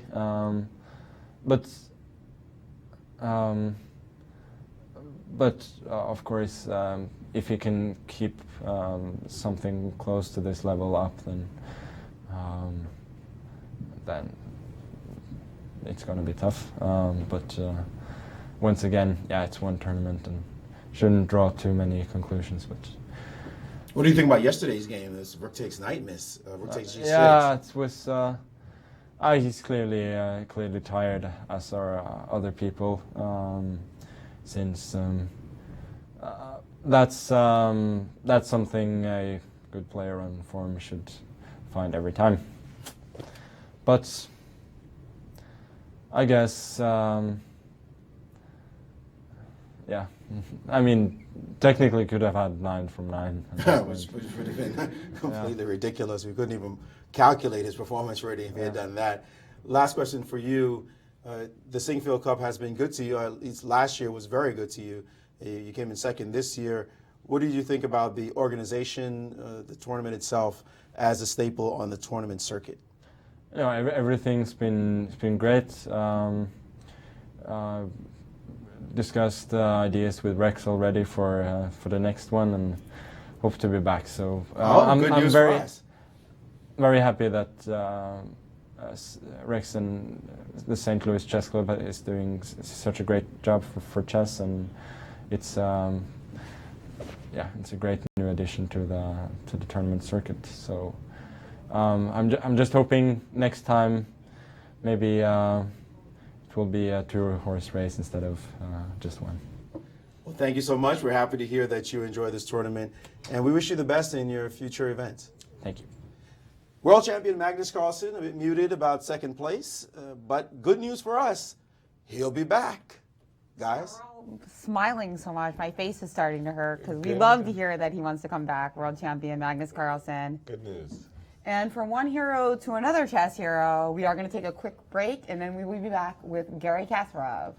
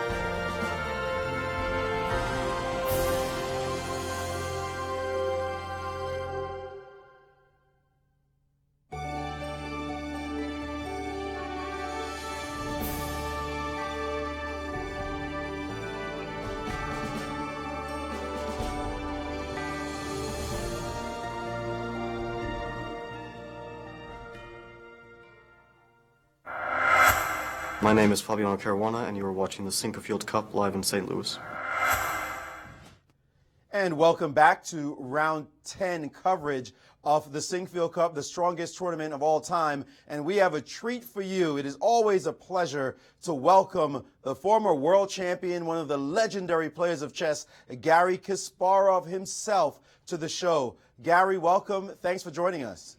Thanks for inviting me. Garry, like all of us, you must be watching with wonderment at the performance of this young man, Fabiano Caruana. You've seen it all in chess. What did you think about how he played in this tournament? It's an amazing tournament. We may recall a few other events with similar results. I think Karpov had 8 out of 9 in Linares.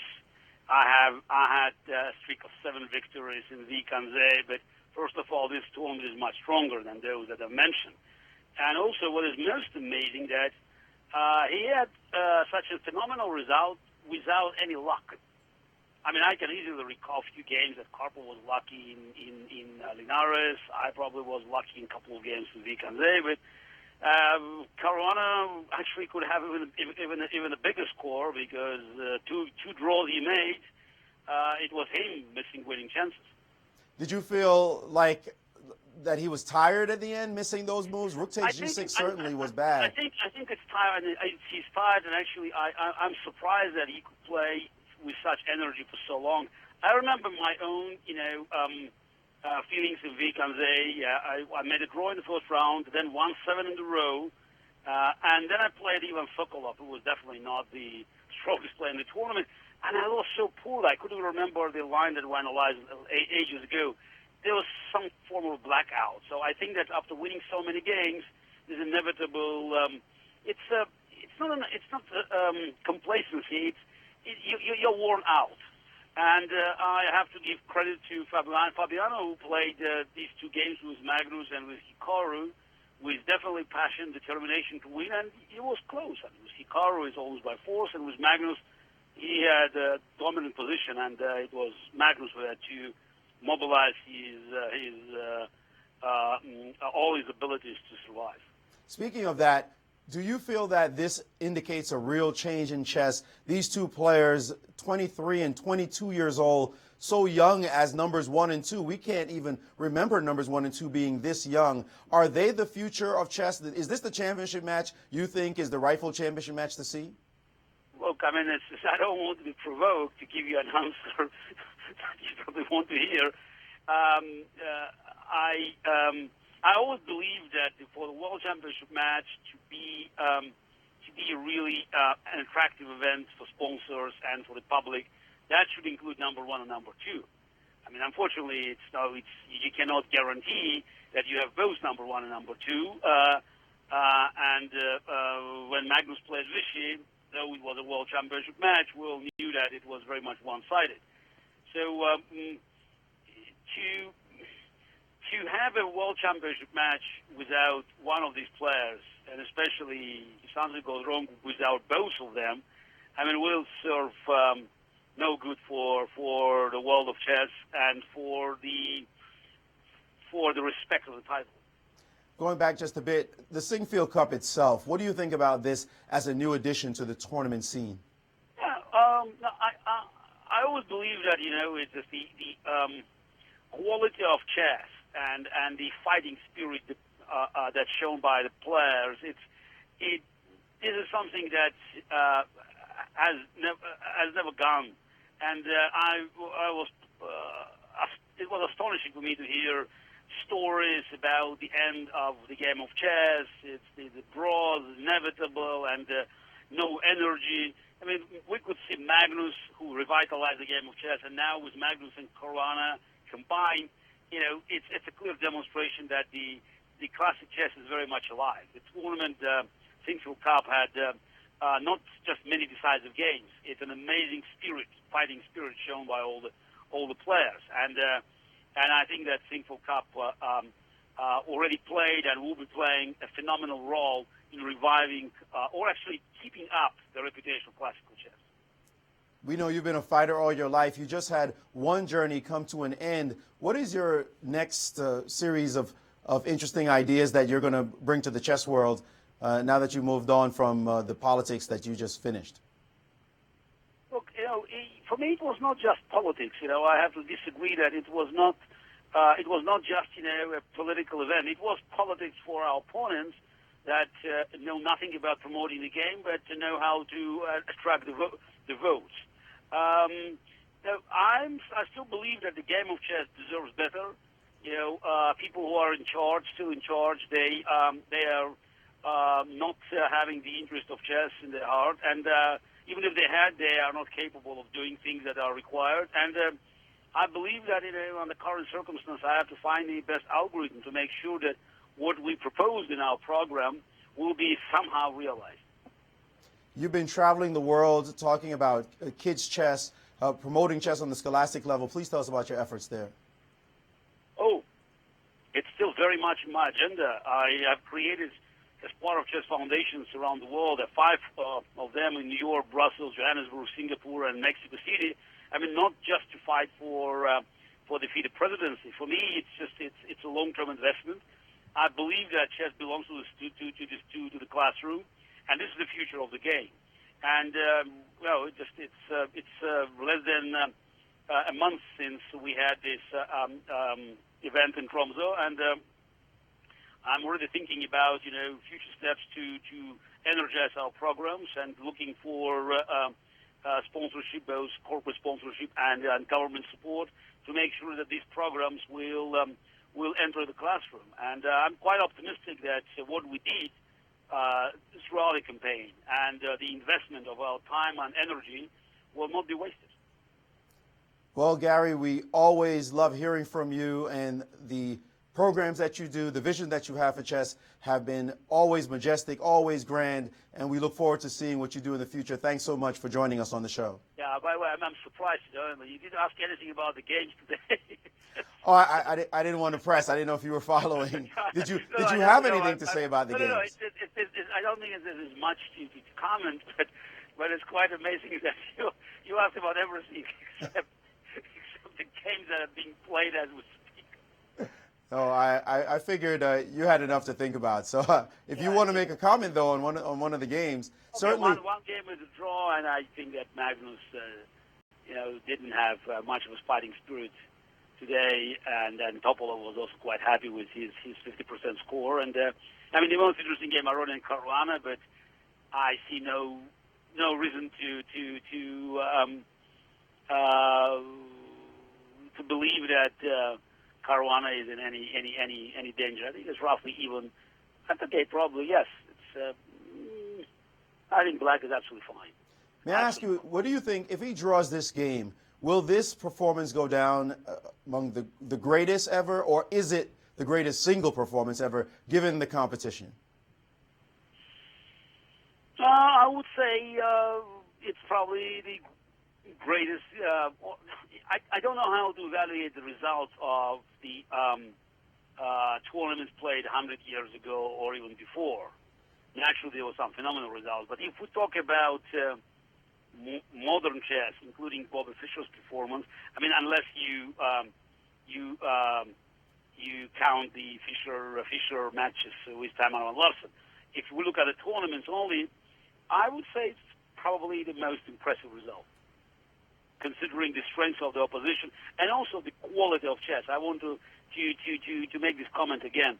It's you have to be lucky to play chess at that level and just to score such a phenomenal result. And again, I didn't see much of luck in Caruana games.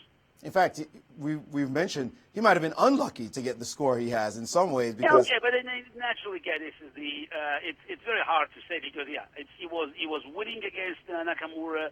He had a very, very good winning chances, almost winning against Magnus. But at the same time, again, this is the way Bashar Graf played with him. I couldn't avoid by making a sarcastic joke that Botvinnik would kick out his people from the school for moves like Queen A4 made by Bashar Graf. True.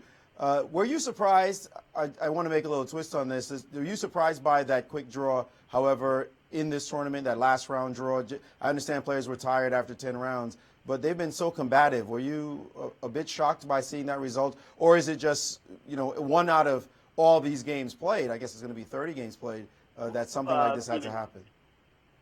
No, again, from Magnus and Topolov's perspective, I mean, the game had no real importance. Yeah, and I see no reason. Again, it's not that they intentionally made a draw, but position was roughly even, and they decided it's worth calling the day off. I'm not surprised. Again, you cannot ask too much from the players. I mean, they fought really hard all tournament. So, Gary, what game were you most impressed by for Fabiano? Oh, I think his steadiness, and he played very steady, and that's very difficult. I mean, just considering the opposition. I mean, he is well prepared. You know, he's not surprised by any opponent's ideas in the opening, and then he looks for the chances and he doesn't miss them. That's important. He grabs whatever is available, and he does it well. Well, thanks again, Gary, for your insights on this fantastic tournament. We are quite pleased to see all your games. Going over your games even now, quite a treat for your fighting spirit. We can only hope that this generation continues your legacy that you've created for the game. Okay, thank you. Okay, thank you very much. So sorry couldn't be with you. Anyway. We're definitely sorry too. Thanks so much, former world champion Gary Kasparov, one of the greatest players of all time, joining us on the show. Back to you, Jen and Yas. Thank you. That was marvelous to have Gary Kasparov on the show. And I love his recent campaign that he did on Twitter, Why I Love Chess. He encouraged people to hashtag why I love chess and explain, and you just got this marvelous combination of responses. Nice. From all levels of competition. Like right. grandmasters were responding, and people who had just picked up the game were responding. And so it's great that even though he's involved in so many different things, human rights, politics, he's always got chess at on his mind, at the forefront of his mind. Yes. Exactly. Always a treat to hear from Gary. And for all of his good works, again, a shout out, and most especially to the Kasparov Chess Foundation. All around the world, from Southeast Asia, Africa, and of course here in America, the Kasparov Foundation encourages chess in schools. And so as long as Fabiano doesn't screw it up today, okay. According to Gary Kasparov, this is the most impressive tournament of all time. And that's high praise indeed. So we can't lose today, though. No. That would ruin it. Yeah, that would be a real sour note. What we have seen, by the way, in the game between Levon and Aronian, trades have been made. Back here at this moment, I thought that Levon was going to play a little bit more quieter, a move like, for example, bishop f3, b6, king g2, just getting his king, getting his king out of the way so that the queen and rook could be connected. If we saw a move like bishop b7, e4 to keep as many pieces on the board. Levon struck out very quickly, however, with the move e2, e4, possibly playing for ideas like e4, e5, and queen g4, trying to snap this pawn on h6, playing for a kingside attack. That was neatly nipped in the bud, by the way, with this move e5. I like this move very much by Fabiano, just slowing white the kingside. Takes, f4, trade of queens, and this, it's always nice to develop with a tempo, bishop g4. So even though this bishop is hanging at the moment, white has to decide where he wants to place his rook first of all. Still, having said all of this, I do think Levon has a slight pull, but easier chances for Fabiano to equalize and draw the position. Right, and in Kasparov's opinion, the best ever. Wow. The strongest ever and the best ever. We are going to take a little break now, and we do have a puzzle for you. This is Nakamura Crash. So we'll be back with that and with the final games here from the 2014 Sinquefield Cup.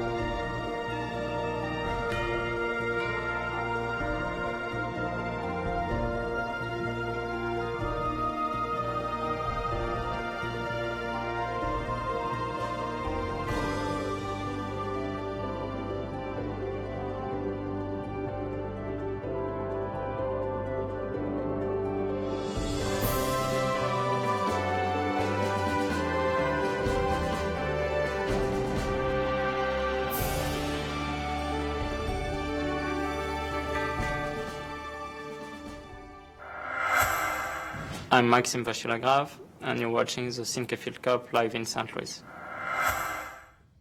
Welcome back to the 2014 Sinquefield Cup. I'm Jennifer Shahade. I'm here with Grandmaster Yasser Seirawan.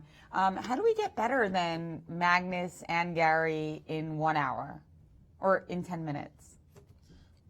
I don't know, but if you have the answer, let me know the secret formula. Well, that was pretty awesome.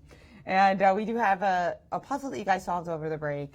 Grandmaster Maurice Ashley has the answer to the question between Hikaru Nakamura and Grandmaster Irina Krush. As you mentioned, I said Nakamura Crush, which could be a double meaning indeed. Yes. And was it both in this case, Maurice?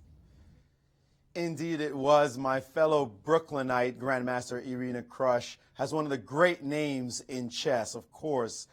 That name, Krush, she has used to good effect to getting her Grandmaster title, becoming the first woman in all of the Americas to become a Grandmaster. However, in this game, not so much. The name meant something quite different in this game. And in this position, of course, who is she playing? Hikaru Nakamura. A few of us have been crushed by him before. Well, in this position, of course, you can see the superiority of White's pieces. White has knight, queen, bishop, and rook well placed. In the meantime, their black counterparts on the wrong side of the planet. As far as this position is concerned, this poor king, totally exposed, was now fully denuded by a big-time shot. Knight takes f7, bam, opening up this king side, blasting the last shred, or at least the back pawn, the one you think you should at least be able to hold. Well, now it's gone. In this position, she could not capture back with king takes on f7 because then she would get mated quite quickly after queen takes e6 check. And where to put the king? King f8 certainly doesn't work because of checkmate in 2 moves. Notice again how the black pieces just stand helplessly on this side of the board, not able to do anything about it. And of course, the option here after queen takes e6 check, if she were to try to run to g7, well, welcome to the party, says the rook, and the black king just gets attacked mercilessly until it is checkmated. Unfortunately, she could not capture back this knight when it captured on f7, but to not take this knight and to leave this e6 pawn weak with the move knight to d5 could not have been constructive, because after queen takes e6, queen takes on f7, queen takes c6. She actually resigned after this move, queen takes e6, because she saw queen takes c6 and every single black piece is under attack. This knight 3 times attacked, this one, this bishop, this rook, and you might even count these 2 pieces under attack because of that long diagonal. Really vicious finish to this game. A nice sacrifice by Nakamura. Knight takes f7. I'm sure all of you out there solved it. You've been watching 9 rounds of the Sinquefield Cup. You definitely got the solution to this one. I might add, Jen, as a young man growing up in Brooklyn, loving chess, reading about the champions, to actually sit in a chair and interview Magnus Carlsen, world champion, and Gary Kasparov, I mean, that's just the thrill of a lifetime. So it's just amazing what can happen when you live your dreams. Guys? Thank you, Maurice. Right. I have to second that as well. I feel like I've got the best job in the world, sitting here watching the most thrilling, epic tournament performance we've witnessed in modern chess, and having a front row seat. Yeah. I mean, even yesterday, like, it was different. It was different, but it was also absolutely amazing that some of those endgame motifs there by Magnus. And the cool thing about that was that the engine didn't understand the position. So we were kind of like all on our own and trying to figure that out, right? Well, I liked also when Magnus was explaining his game today, a short draw to be sure, but he said that the engines didn't understand this Berlin ending, and I thought that was very insightful as well. And it's that's true. A lesson. I mean, the real pure end games they're going to understand because of table bases, but other types of end games, there can be some real misunderstandings, right? Like just thinking Levon was totally lost. Right. It was like -5 or something during the Magnus defense. Yeah. A chess fan stopped me on my way into the club, and he looked at me with wide-eyed expression saying, wow, how did Levon save the game? He was 3 pawns down. And it was really fun, just the chess fans coming and watching the games. After that wonderful, sparkling tactical brilliancy by Hikaru in the puzzle, we have a game going on which is a strategic fight that's going on here. And I like what Hikaru has done. Normally speaking, what do you call them? I call them the two Bs. You call them? The two Shabus. The two Shabus. Normally the two Shabus get high marks for compensation. However, what is going on in this particular game is White is trying to press Black on the d6 pawn as well as the pawn on a5 and use this wonderful outpost on his knight on d5. If there's going to be a case where the two bishops are as strong as the two knights, it's going to be when you have an absolutely perfect knight, right? I mean, exactly. You can't do better. Right, and this bishop on h6, while it has a good diagonal, there's nothing really on that diagonal. And let me just put a position on the board that I want to show. If White can start reorganizing his pieces to really drill down on this pawn on d6, for example, to play moves like rook d3, rook d1, knight b5, and go after this pawn on d6, Maxime could find himself strategically lost without and he's going to have to get his own counter chances, and those counter chances have to revolve around the move f7, f5, which also has the potential of exposing his king to risk.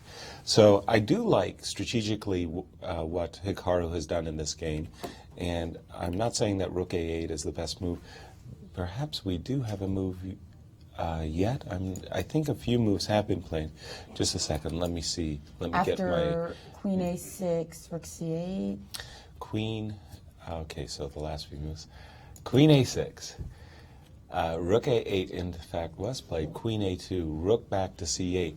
And again, I just see this idea from White that it's very compelling to bring your rook on f1, which is a little bit passive, into the game. And when you do this rook d3, it also squelches a lot of any kingside initiatives that Black may be dreaming up, because you've got this rook g3 interference type of moves. And if White can press Maxime and press him on this d6 pawn, White will have a significant advantage. Very, very much so, and I don't think we're going to see another perpetual in this game. Or a repetition. Queen a6, rook a8 is not in the cards. No, indeed. Certainly not.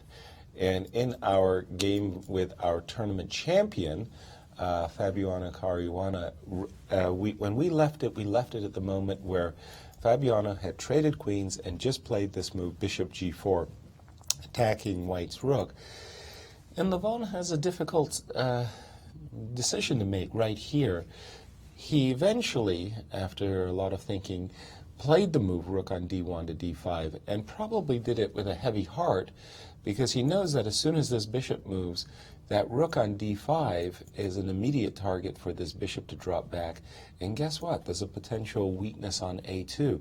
So after the move bishop b2, do we have a move by Levon? Not quite yet. Presumably he'd like to play something like a4 with the idea of playing a5, but how does that turn out? Does that become even weaker? I guess the problem is when you play bishop e6 now.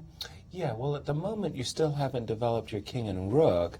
So, for example, I might, if I were in Black's shoes here, I might want to switch strategies and bring a rook to c8. I'm not too sure which rook, with the idea that because your king still hasn't gotten off the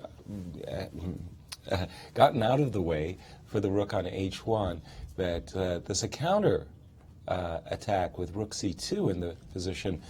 I'll keep this move bishop e6 for the moment in reserve, and it looks like Fabiano is actually stands extremely well in that case. We do have a move, I believe. And bishop b2 was played. Pardon me? Yes, we do have bishop b2. Rook b5. Rook b5, okay. Going after this bishop. I think that was a very good move, by the way, because the rook does get out of this attack that we mentioned, that we would likely see after bishop e6. Yeah, so, Levon good with these little shifty rooks, huh? Yeah. Like yesterday, I was thinking about the Vancouver defense and how you were saying that you need to know it, but actually sometimes it's not that easy to figure out how to execute it, right? Because you have to figure out how to like shift your rook over. So Levon really pounced in that moment to play rook b3 to b5. Yeah, and this is just something that separates, I would say, world-class grandmasters. Many grandmasters are aware, of course, of the defense, but then just to recognize it instantly in that moment that you need it the most, Right, to set it up. To set it up and to just be aware of it, have it in the forefront of your mind, is why he's such a world-class grandmaster. I'm kind of wondering, actually, did this move bishop b2, was that really the best move by Fabiano? I would have thought that he would want to keep that bishop out of the way of the rook. In other words, not let the rook escape with the tempo. So, for example, if Fabiano had just dropped back with his bishop f6, you make this move e4, e5 very compelling, but now the bishop is unassailable, and again, I'm thinking that black should be thinking about his own counterplay. The bishop on b2 makes a kind of a strange impression. It's just like hovering in midair over there, and you're kind of asking yourself, what is the bishop doing? So I like this move rook d5, and I'm assuming that Fabiano's intention is to play bishop a3 to somehow put his bishop on a square where maybe one day when he has rook c8 he'll be able to play bishop c5. Still, it's not so clear to me after rook continuing to attack the bishop. Well, I guess you get the bishop back to e7 after all, and I think Fabiano is doing very well. And I think Maurice Ashley has some thoughts on this game as well. Yeah, so you're absolutely right. The engines are slowly liking black more and more and more by the move. And the engines are not impressed by this move, rook to b5, in fact, and think that you are correct. Bishop to a3, very simply, just rerouting the bishop. It can only be so harassed after rook to b3. All these moves don't matter. And finally, black has stabilized the position of the bishop.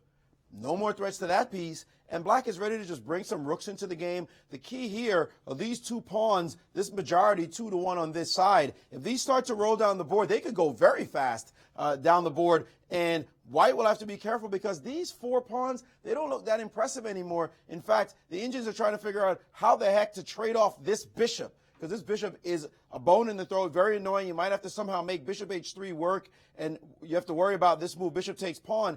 That could be an interesting line. Of course, we don't want to see this happen. This would be the worst thing to happen. We don't want to see this at all, that repetition. But black could play bishop takes pawn here, and his bishop is kind of sidelining the position, although you can't quite trap it completely with these moves, but you may not want to let this happen on the board, although it does look like black has won a pawn and it's not so easy. White will eventually have to face f6, but could play e6. Pretty crazy position, except for this kind of weird discombobulation of pieces. So black might just trade all the way back here. The very first time it happened, black might just trade, actually can just trade, and still white's pieces are discoordinated. These pieces leave a very bad impression, as a matter of fact. Even though the game is fairly close, black could play this move, and it'll be up to white to make sure he doesn't face two evil black rooks coming into the position really fast and just keeping this position solid. A move like rook back to h2, for example, controlling everything. So it's white here, at least according to the engines, who is concerned about maybe going into a worse position. And black, well, cool, calm Caruana, once again with a good position. Have we seen him in trouble at any point in this entire tournament? I mean, he could have been 9-0, and he's starting to put a little bit of pressure on, seeking that possibility of 9 out of 10. That would be a decent score. Decent, normal, and absolutely historic, according to many pundits, including none other than Gary Kasparov, who certainly has done the research for my brave predecessors. We've got some reactions from our Twitter audience. Joseph Levine says, forget about the two shaboos. We poker players call them pocket bishops. There you go. Bishops. I like that. I like that. And we also have Grandmaster Susan Polgar, who says that Caruana has a very comfortable position with Black versus Aronian, and he is way ahead on time. Oh, yeah, the time differences. Half an hour, extremely significant at this level, yes. So good point by Susan. And we also have Danny Wrench from chess.com, who says that there are so many chess fans from around the world in the St. Louis Chess Club at the Sinquefield Cup today. It makes you feel so good about the future of our game. And many of them children, not only here at the club watching the players live, but also kicking back at Leicester's, where apparently Veselin Topalov is already enjoying a post-tournament cocktail, and at the World Chess Hall of Fame, where you have Grandmasters Ben Feingold and Alejandro Ramirez. Giving you blow-by-blow details of what's happening. It's a funny line that Maurice was mentioning. And I don't see a repetition. I believe, by the way, Bishop H3 was played by Levon. There's a very enterprising line here that I like for Fabiano very much. The enterprising line is Bishop H3 attacking the bishop, Bishop F3 attacking the rook, as well as the pawn on E4, bringing back that bishop to G2. And how's this for a nice move? Bishop D1. Keeping the position alive, and the idea is that after King F2, you gain a tempo against the bishop, you develop, everybody's happy. But then comes this move, Bishop A4.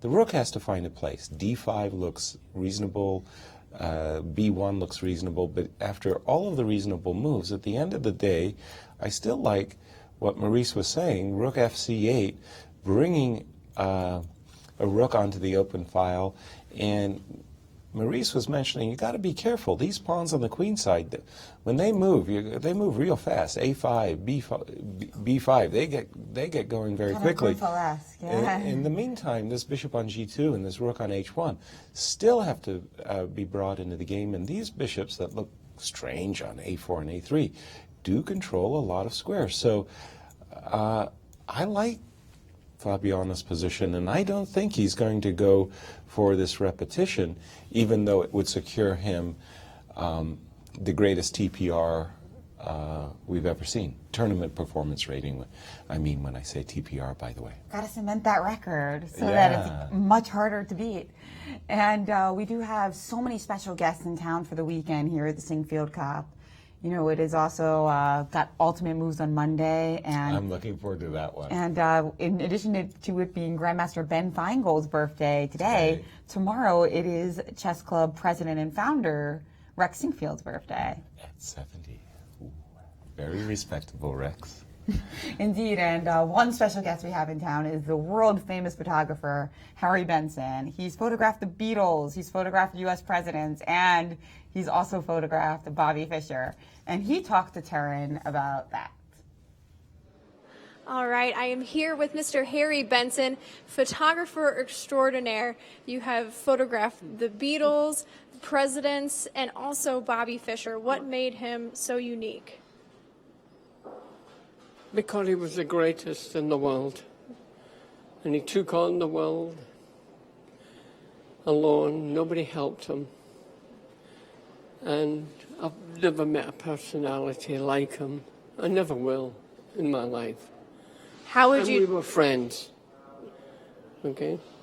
Yes, I mean, tell us about that. He was a very private person, and he allowed you into his world to photograph him. He let me into his world because of one thing.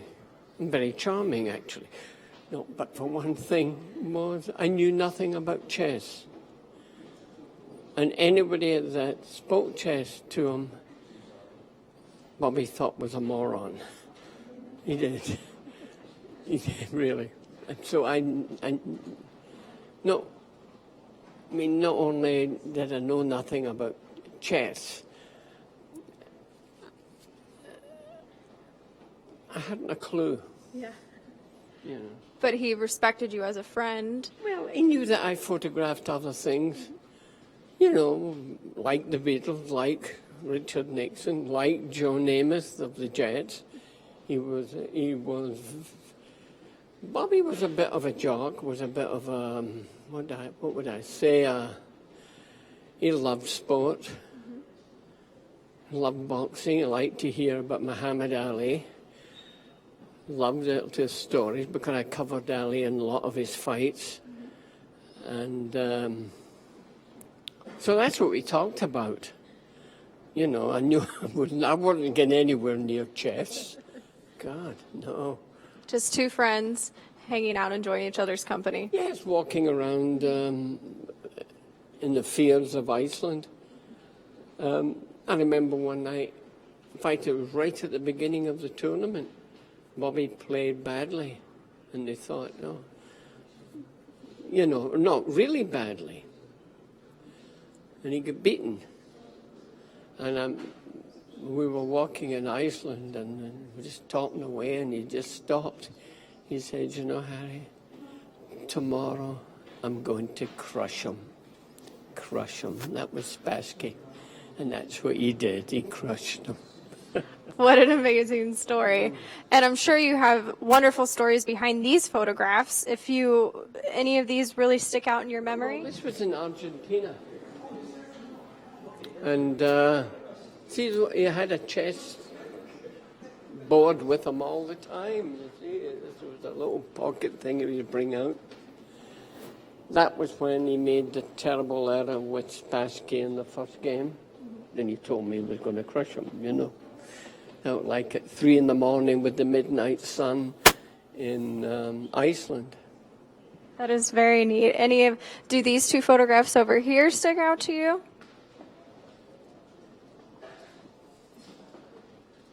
Well, this is Bobby when he won. He was triumphant. He won.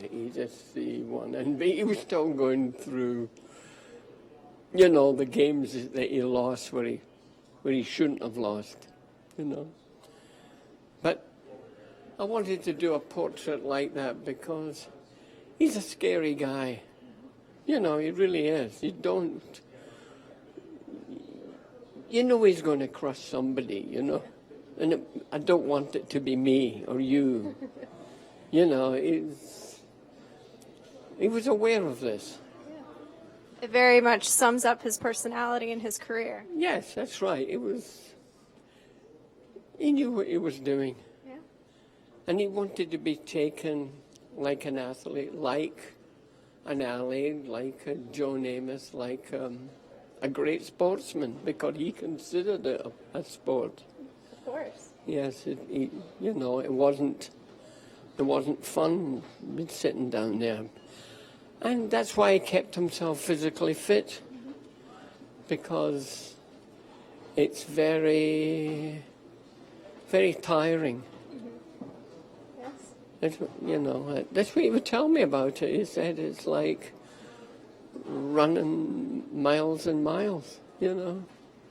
And then you photographed him just like an athlete, and now your photographs hang here in the World Chess Hall of Fame. I'm very honored that they're here, you know, and thank you for saying the nice things about me.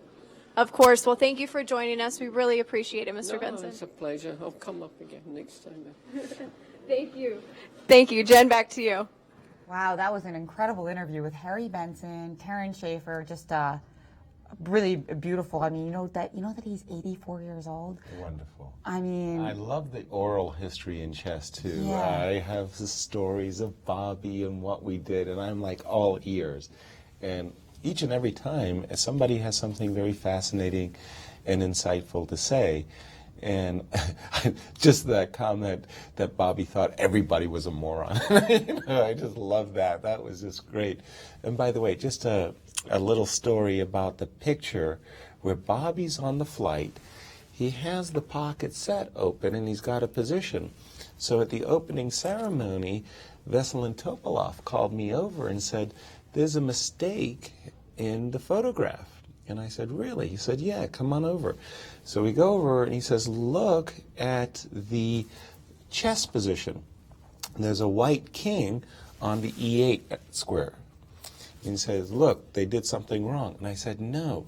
So that particular set that Bobby was holding was a very famous set that was manufactured in Buenos Aires, Argentina. It's a leather set, and you move these, you slide these plastic pieces inside. Unfortunately, this particular plastic that they used was very brittle. I love these chess sets, and I had quite a number of them myself, and you often broke the pieces.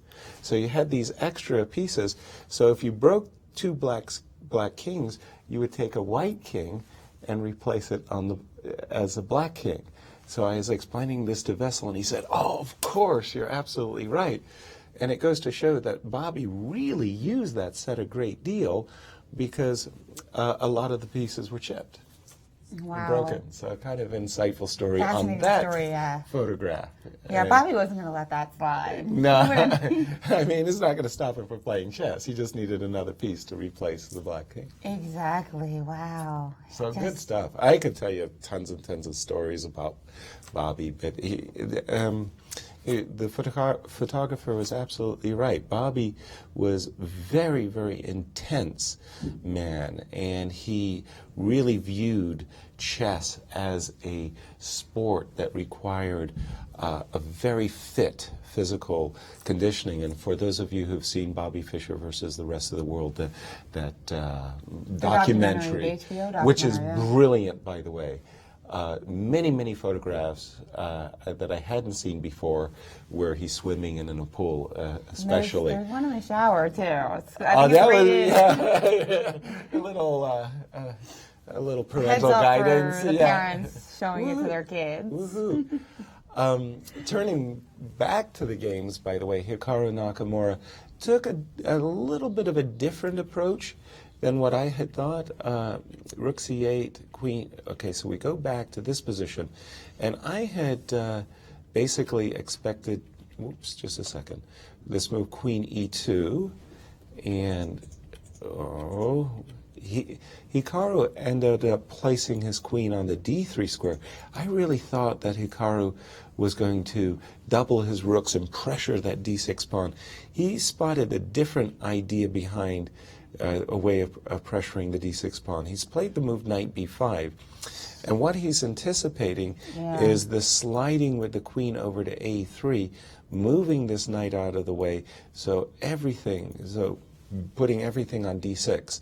So for example, if we saw a move like rook c5, I have it in mind that Hikaru spotted a variation like this, where at the end of these trades, this pawn on d6 sticks out like a sore thumb, and thanks to this knight on b5, this queen on a3, white's ready to pick off this pawn on d6. Meanwhile, black tries to defend it on c6. That looks...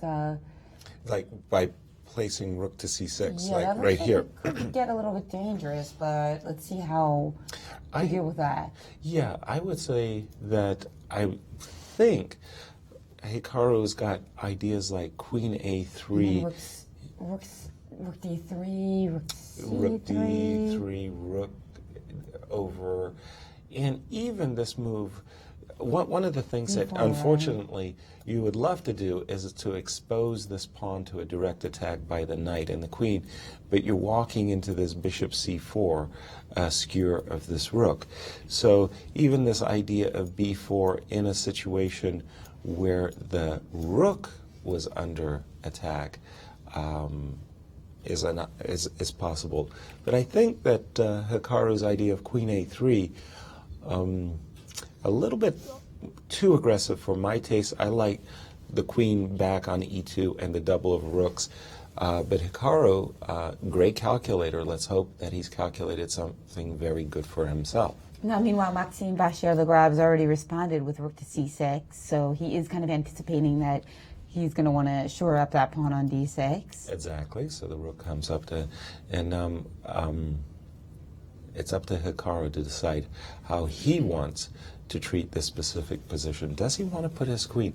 We always tell our students, and with good reason, keep your pieces centralized, and this move queen a3 violates a little bit of that rule, but for very specific reasons he may want to do that. Another idea and a different approach, by the way, would be to play the move knight e3, again with this idea of a frontal attack, and maybe even b2, b3 followed by knight e3 to c4, has some strategical justifications. You want to play against this dark squared bishop, which is way over there on the other side. Now, if we play the move knight to a7 after rook to c6... Oh, I'm sorry. Yes, let me play. For a moment, you can't...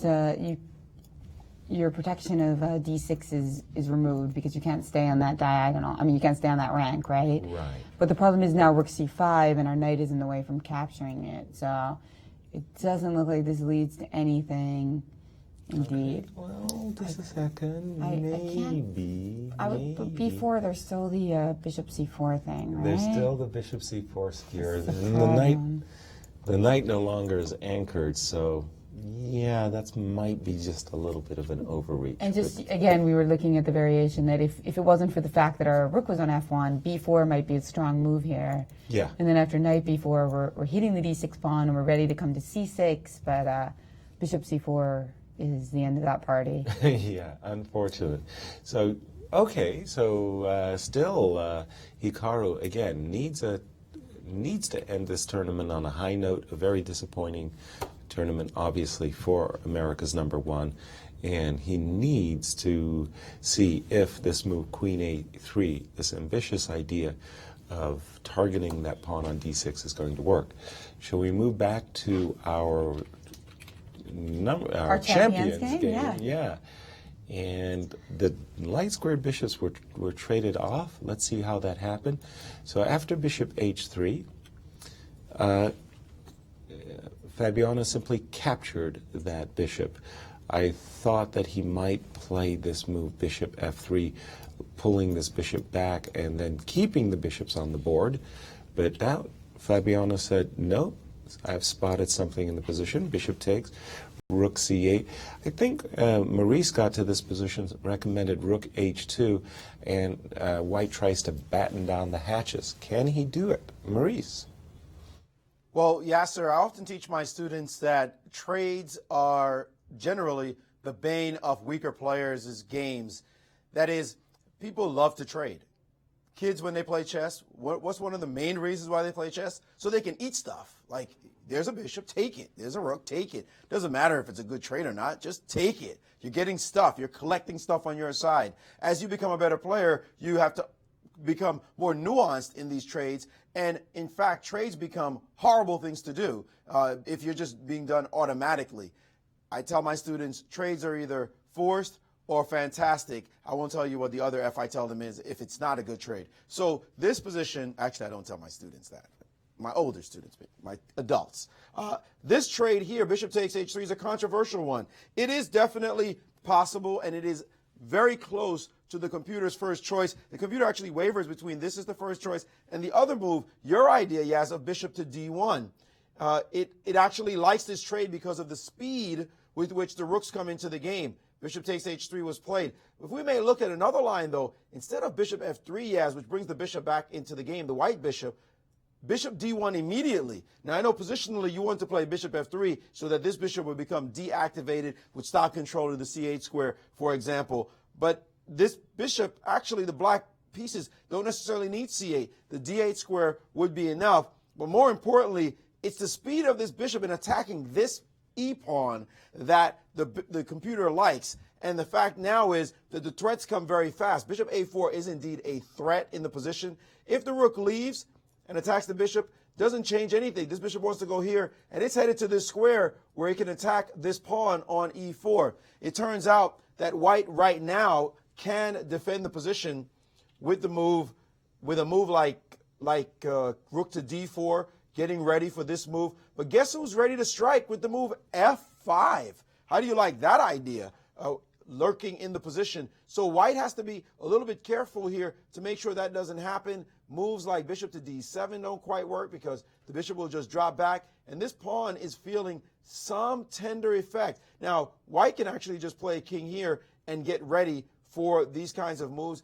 f5 no longer works in the position because of a move like check, and the king moves out of the way, and then you can play a move like this very easily, defending the position. So the attack on the e-pawn just doesn't quite fit. It doesn't get enough done, which is why after calculating in this position, bishop to a3, bishop h3, the young man said, you know what, I don't need any of the hassle. Let me just take this piece off the board and go for a speedy attack along the long diagonals, along the files, rook over, and the rook's now beautifully placed.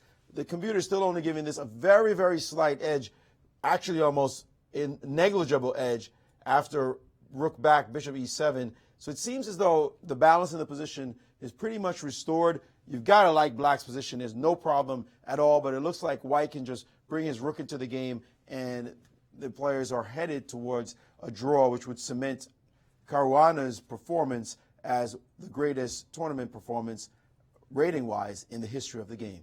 Guys? Thank you, Maurice. Wonderful strategic fight in this battle of ideas. And when you just look visually at the position, you have to applaud Fabiano's rooks. Rook c8, rook d8, controlling the center file, something that we always tell our charges. Whereas white's rooks, a bit uncoordinated on these b5 and h2 squares, and that's why Maurice was saying very important that white regroups his rooks to better squares and brings his king up f2. I do feel, however, that this game is heading towards a draw, and that would... Meanwhile, Nakamura has played the move queen a3, pressurizing d6. Right. So he found this kind of...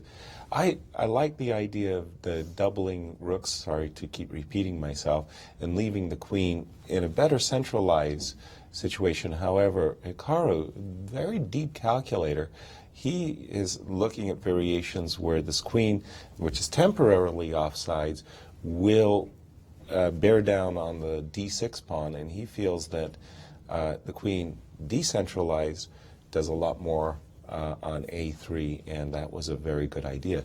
I'm still not 100% sure about it myself. About how he really kind of increases the advantage, almost like he needs to create a new weakness because black has figured out how to hold on to that d6 pawn. Exactly, exactly.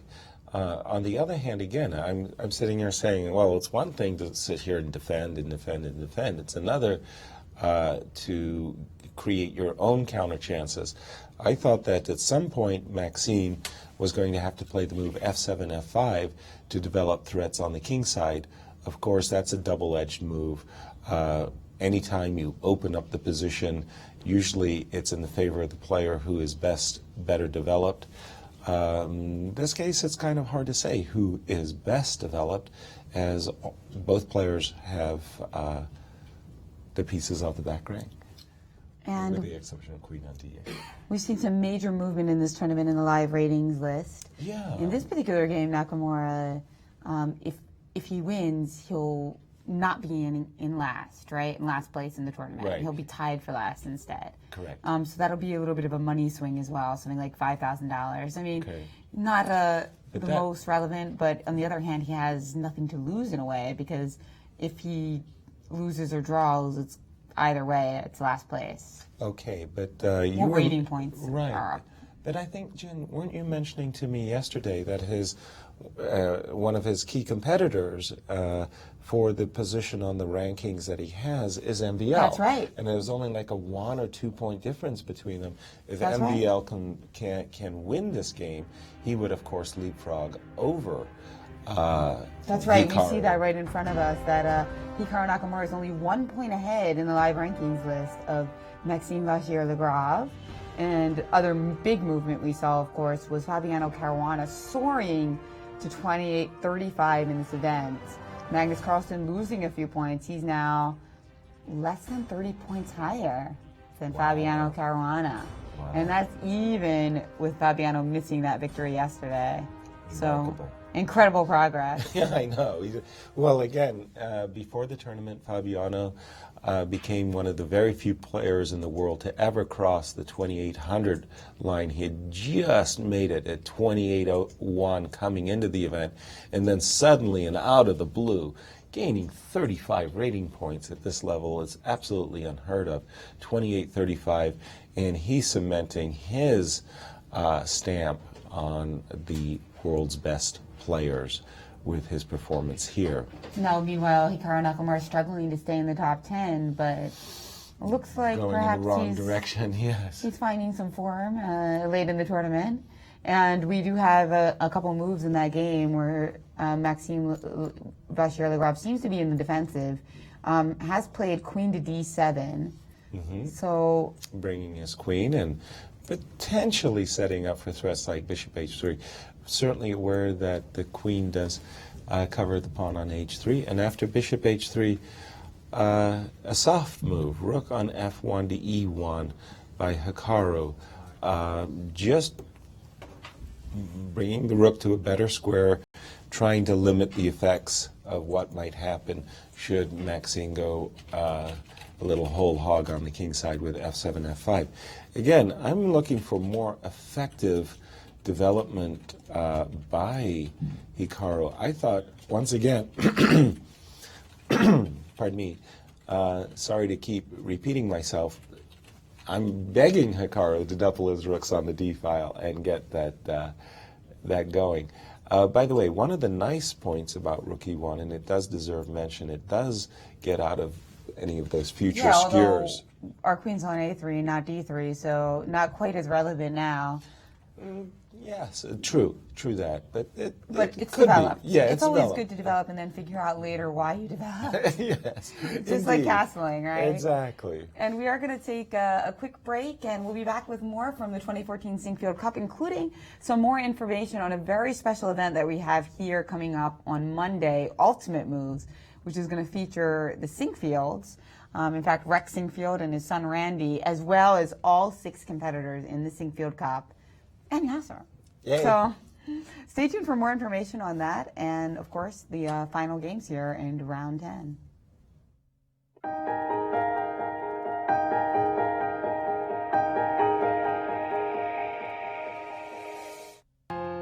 Until recently, chess was like this. Chess 24 brought you this. Live interactive broadcasts from top tournaments with computer analysis and video commentary by the likes of Jan Gustafsson, Lawrence Trent and Peter Svidler. A play zone where you can take on opponents from all around the world 24/7. Interactive beginners courses ensuring you pick up the basics fast while having fun. A tactics trainer to sharpen your chess by solving puzzles adapted to your level. Hundreds of interactive videos letting you watch and learn from star players such as Vichy Anand, Peter Svidler, Paco Vallejo and Hu Yifan. You've given up on that outdated computer? That's why there are more reasons to use Chess 24 on mobiles and tablets. Full playzone access, including pre-move. A tactics trainer so you can stay sharp wherever you are. Computer opponents you can challenge even when you're not online. Live broadcasts of top chess events. And the half? It's free. Well, that's half true. Most features are free, but limited for registered members. For a mere $13.99 per month, however, you can step up to premium membership and gain unlimited access to our video library. That and much more. Make Chess 24 your playground.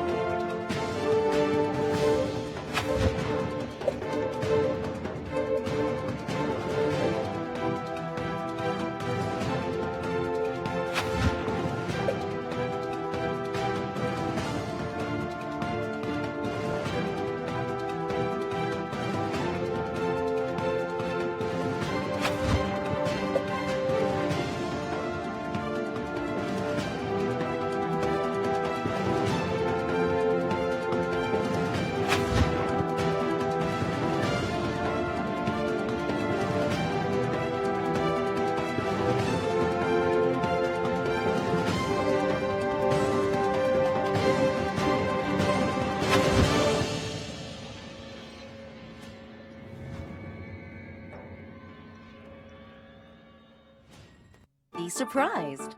Be intrigued. Be delighted. The World Chess Hall of Fame in St. Louis is nothing you'd expect and everything you love. 3 galleries highlight the history, culture, and creativity behind the game. Explore chess in ways you never imagined. It's a one-of-a-kind cultural institution where rare artifacts and world-class art play together. The World Chess Hall of Fame. Mind, art, experience. I'm Magnus Carlsen, and you're watching the Sinquefield Cup live here from St. Louis. Welcome back to the 2014 Sinquefield Cup. It's almost over. We are so sad, but I'm afraid I'm going to crash down to earth after these 2 weeks of high thrills and meeting all these players and being part of all the festivities that are going on here. I'm going to have to go back to my mundane life after this. which isn't very mundane, I'm sure. Postpartum, post-tournament depression. There you go. That's what I'm fearful that I'm going to face. In our game... And here's the crew that put this all together. Look at that. We've got Randy Sinquefield. You'll be seeing from him yesterday. Do you see Aviv Friedman there? We've got Kevin. We've got our sound guy, Brian, Tammy, Kite. Just a fantastic Tom, the director of the show. Brian, he's the new communications director here at the club. So, and of course you see Karen there, front and center. Absolutely. And Maurice. And Maurice. It looks like he was photoshopped in. It looks like too perfect. Yeah, we got to squeeze in Maurice Taryn somewhere. and Maurice just looks too perfect, right? Yeah, kind of like good. In honor of Mr. Perfect. There you go. Just trying to be like Fabi. I want to be like to be decent. Like Fabi. To be decent. In the game of Fabiano and Levon Aronian, the game, more trades are in the offing here, and I do see this going into a double rook endgame and a rather even one at that. So this last move, pardon me, this last move by Levon Bishop, oops, I caught it again. There we go. So Bishop came down to C1, and Levon very happy to get this rook that had been in the corner virtually the entire game is now back in the game. If we were to see a trade, Bishop takes, rook takes, at least White is coordinating his rooks finally. He's going to play King F2, and he's going to go E5, E6. And I think more trades are in the offing in this game. Barring any unforeseen major errors, should go to a draw. And it was Levon who found some clever rook maneuvers, just like last game, of course, not quite as deep as yesterday. Right, but, to extricate himself from maybe a slightly uncomfortable position. And finally, yay, I'm glad to see it, we do have the idea for Hikaru to double his rooks on the d-file. So we go back to this moment. Rook e1 I thought of as a little bit of a soft move, and then finally rook d3. So again, it's very, very clear that Hikaru wants to position as many of his forces as he can, direct them to the control of, to the attack on the d6 pawn. One of the things I'm worried about is that, first of all, since he's wasted a few moves doing this, Black might, for example, play rook c8 and rook c1, getting some of the pressure off the position. Also, this move, bishop g5, pardon me, I just did want to say that it does, I have to make a move for Black. In certain variations, it covers that key e7 square as well. Right. MVL's ready to drop back. And then you start to worry that, well, maybe you didn't put your queen, you know, you have to be leery that a d6, d5 suddenly doesn't come as a real shock. So I didn't like the queen on a3, but overall I still think that Hikaru's for choice in this position. Now, Taryn's actually outside with Tony Rich, the executive director of the chess club here in St. Louis, to tell us a little bit about this exhibition match that we're going to have on Monday, Ultimate Moves. Yes, thank you, Jen. So the Ultimate Moves on Monday, kind of explain how that works to people. Sure. So Ultimate Moves Monday is a tandem chess series of games in which our club founder, Rex Sinquefield, will play against his son, Randy Sinquefield. Now, each will have a bench of 4 grandmasters that will rotate in, helping them, alternating making moves along the way. So the big question is, which of the 2 amateur players will end up making the best moves and win the match? That's really fun. And then Tuesday is Ultimate Showdown. Right. Ultimate Showdown is an exhibition match between Hikaru Nakamura and Aronian, in which they will play Fisher Random Chess, or Chess 960, where you jumble all the pieces on the back row, and they start from a brand new position that neither player has seen before. No opening theory, no studying, just 2 brains against each other. And people can still watch these events on the live stream? Yes, you can watch the events on live stream. We'll have some recorded analysis that Grandmaster Yasser Seirawan, Jennifer Shahade, and Maurice Ashley will produce for us, and that will follow up after the Chess 960 match between Aronian and Nakamura.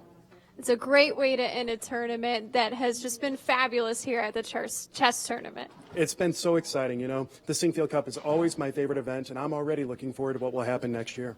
Great. Well, so are we. Thank you for joining us, Tony. And make sure and tune in on Monday and Tuesday for the exhibition matches. Jen?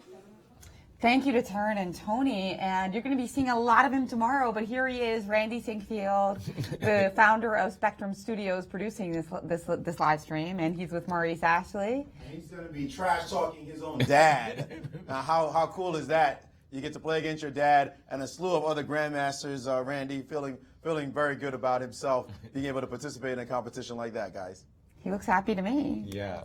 Well, Randy, of course, on his team, as he faces his father on the 70th birthday, he's going to have a very formidable team. But Randy and I have already scheduled a training to get him in that eye of the tiger mode that he needs to bring his A game and to beat his dad on his 70th birthday. You know, it's a dream come true for Randy. Now it will be a dream come true for Randy. We're going to have live stream coverage on Monday, and since Yasser's going to be participating in the exhibition, Grandmaster Alejandro Ramirez is going to be replacing you. Wonderful replacement. And I expect a colorful shirt. Yes, of course, as always. Of course, you're irreplaceable, though. We'll miss you, but in a way, you'll still be here. Yeah. Because you'll be out there making moves. I'll be throwing the patties.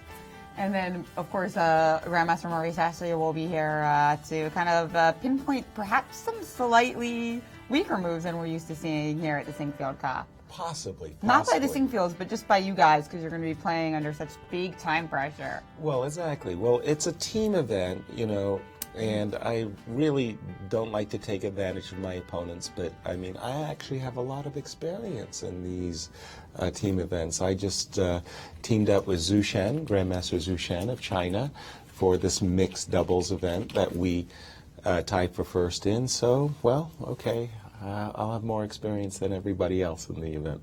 Now, as for Tuesday, that's really cool because that's a playoff of Bobby Fischer, right? We've got the Bobby Fischer show, and now we've got Fischer Random or Chess 960. Right. However, that won't be a live stream show, but there will be some coverage of it, so you can read and follow analysis of it later. Where Hikaru and Levon exactly. will play. So Hikaru Nakamura and Levon Aronian, 2 massive lovers of variants from Bug House to Chess 960. I'm still wanting a little Bug House challenge. I got to do a slap down. I want Hikaru on my team, and I'm willing to go up against Levon and Fabiano and teach them how Americans play Bug House. Boy, that would be great. Yeah, I can't wait to see how those games turn out, though, the Chess 960. But your last chance to catch a live stream show here where you get all the play-by-play. That will be on Monday. So some of you have said that you're sad about the Sinq Cup ending, but there's a little bit more fun for you. Yeah, absolutely.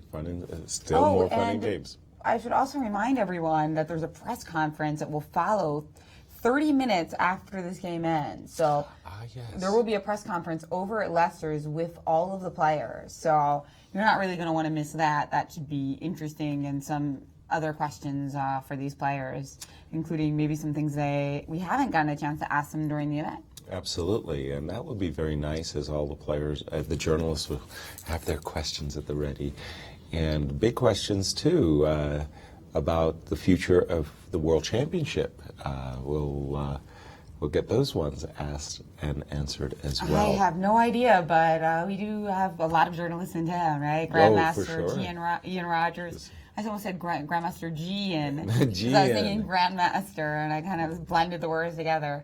But we do have Grandmaster Ian Rogers. He's writing for many publications, including Chess Life and Chess Life Online. Australian we also newspaper. have Chess.com journalists, Chess24, just everywhere. Dirk Jan from New in Chess is here. Just a fantastic journalist. Exactly. So this will be an exciting press conference, and I'm sure you'll want to watch that one as well. Indeed. So who knows when it's going to start? It really depends on, I think, how this Hikaru Nakamura, Maxime Vachier-Lagrave game starts to spin out, because I don't think the Aronian Fabiano game is likely to last long.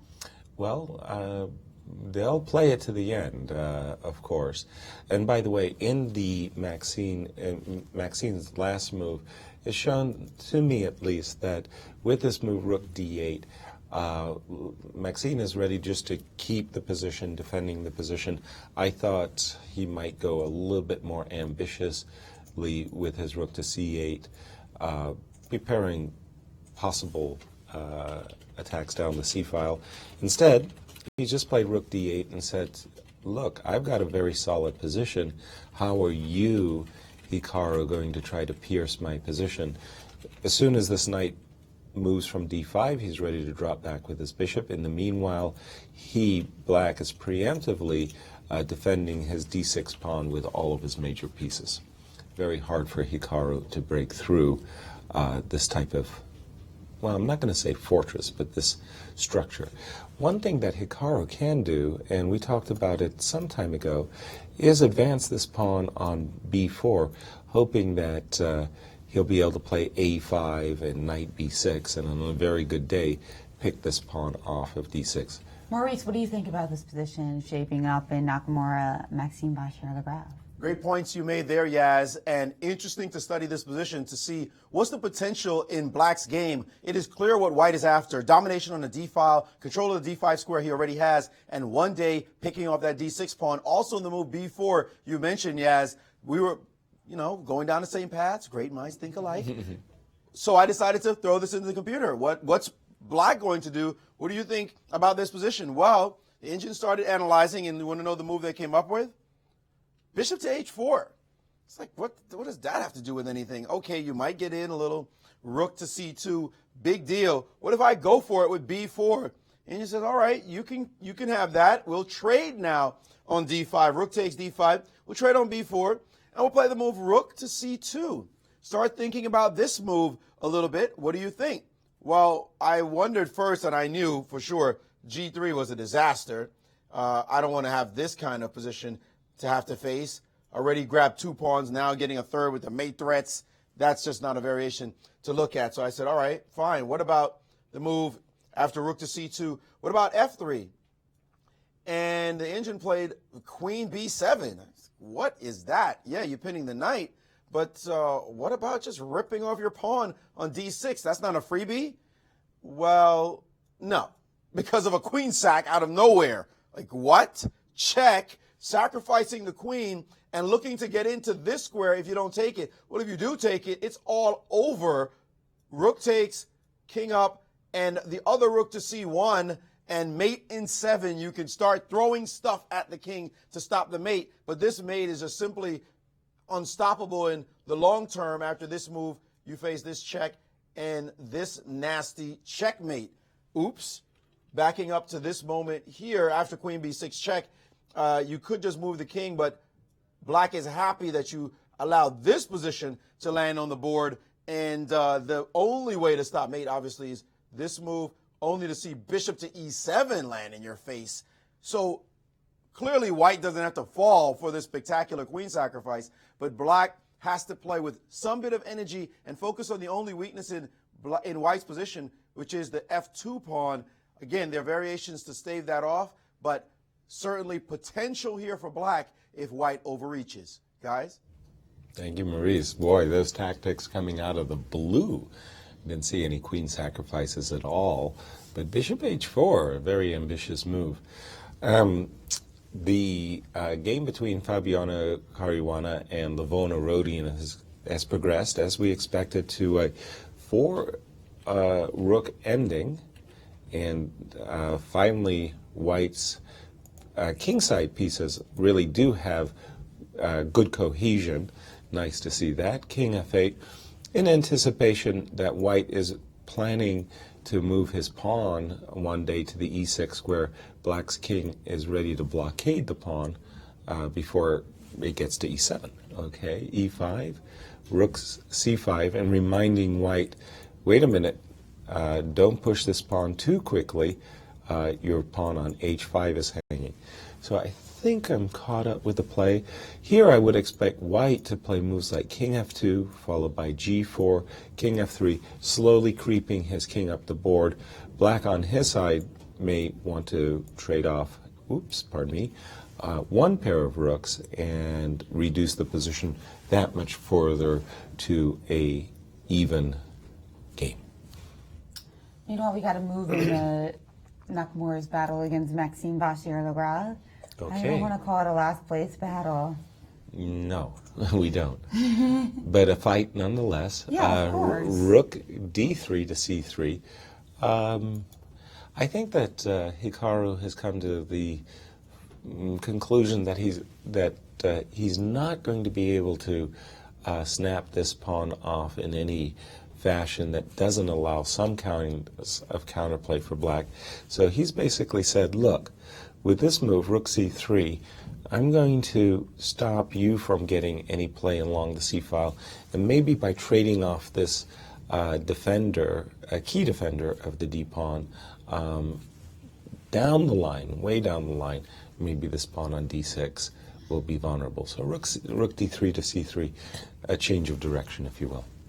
Yeah, it does seem like the White should have some kind of way to stretch Black thin, but it doesn't seem quite there, does it? No, not at the moment. And I'm still wondering about this whole line, especially now that we haven't seen that bishop that was coming to h4 offering Black counterplay against f2, why it was, or why it is, that Hikaru declined the opportunity to play b2, b4, again, to boldly point out the obvious, something like, now the queen on b7 does hit e4. It doesn't make it that much easier for us to trade.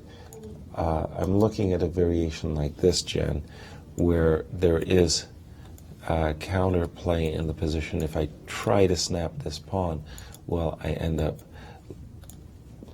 losing my knight on b5. No, I don't like that. I don't like it. No, it's all wrong. So that's why we saw the move rook c3 by Hikaru. Maybe because this bishop does, by the way, make it annoying for White. Maybe White has in mind the move rook d3, trade rooks on the c-file, and then take over command of the c-file. It's weird because it looks prettier for White, but I think that's one of the reasons why people like the Sveshnikov, that even though it looks prettier for White, sometimes it's hard to actually make something of it. True. It does look like White has a very, very nice grip on the d5 square, but like you say, for those people who do play the Sveshnikov, a lot of times the advantage is optical and not real. Nice. That's right, yeah, indeed. So, and Nakamura, of course, also familiar with those types of openings himself. Okay, a few more moves in the game between Caruana and Levon Aronian. King g2, king e7, rook b2. Okay, I find that move a little bit curious to my eyes. I would have thought in this particular case that the move king f3 was a kind of automatic. You want to bring your king in the endgame into the theater of battle, and in this case it's clearly the center and / king side. And the idea behind king f3 is as straightforward as being able to move your pawns. Instead, Levon has played this move rook b2, and I'm not too sure why. Make it simple. I don't know why that move Levon felt was a key.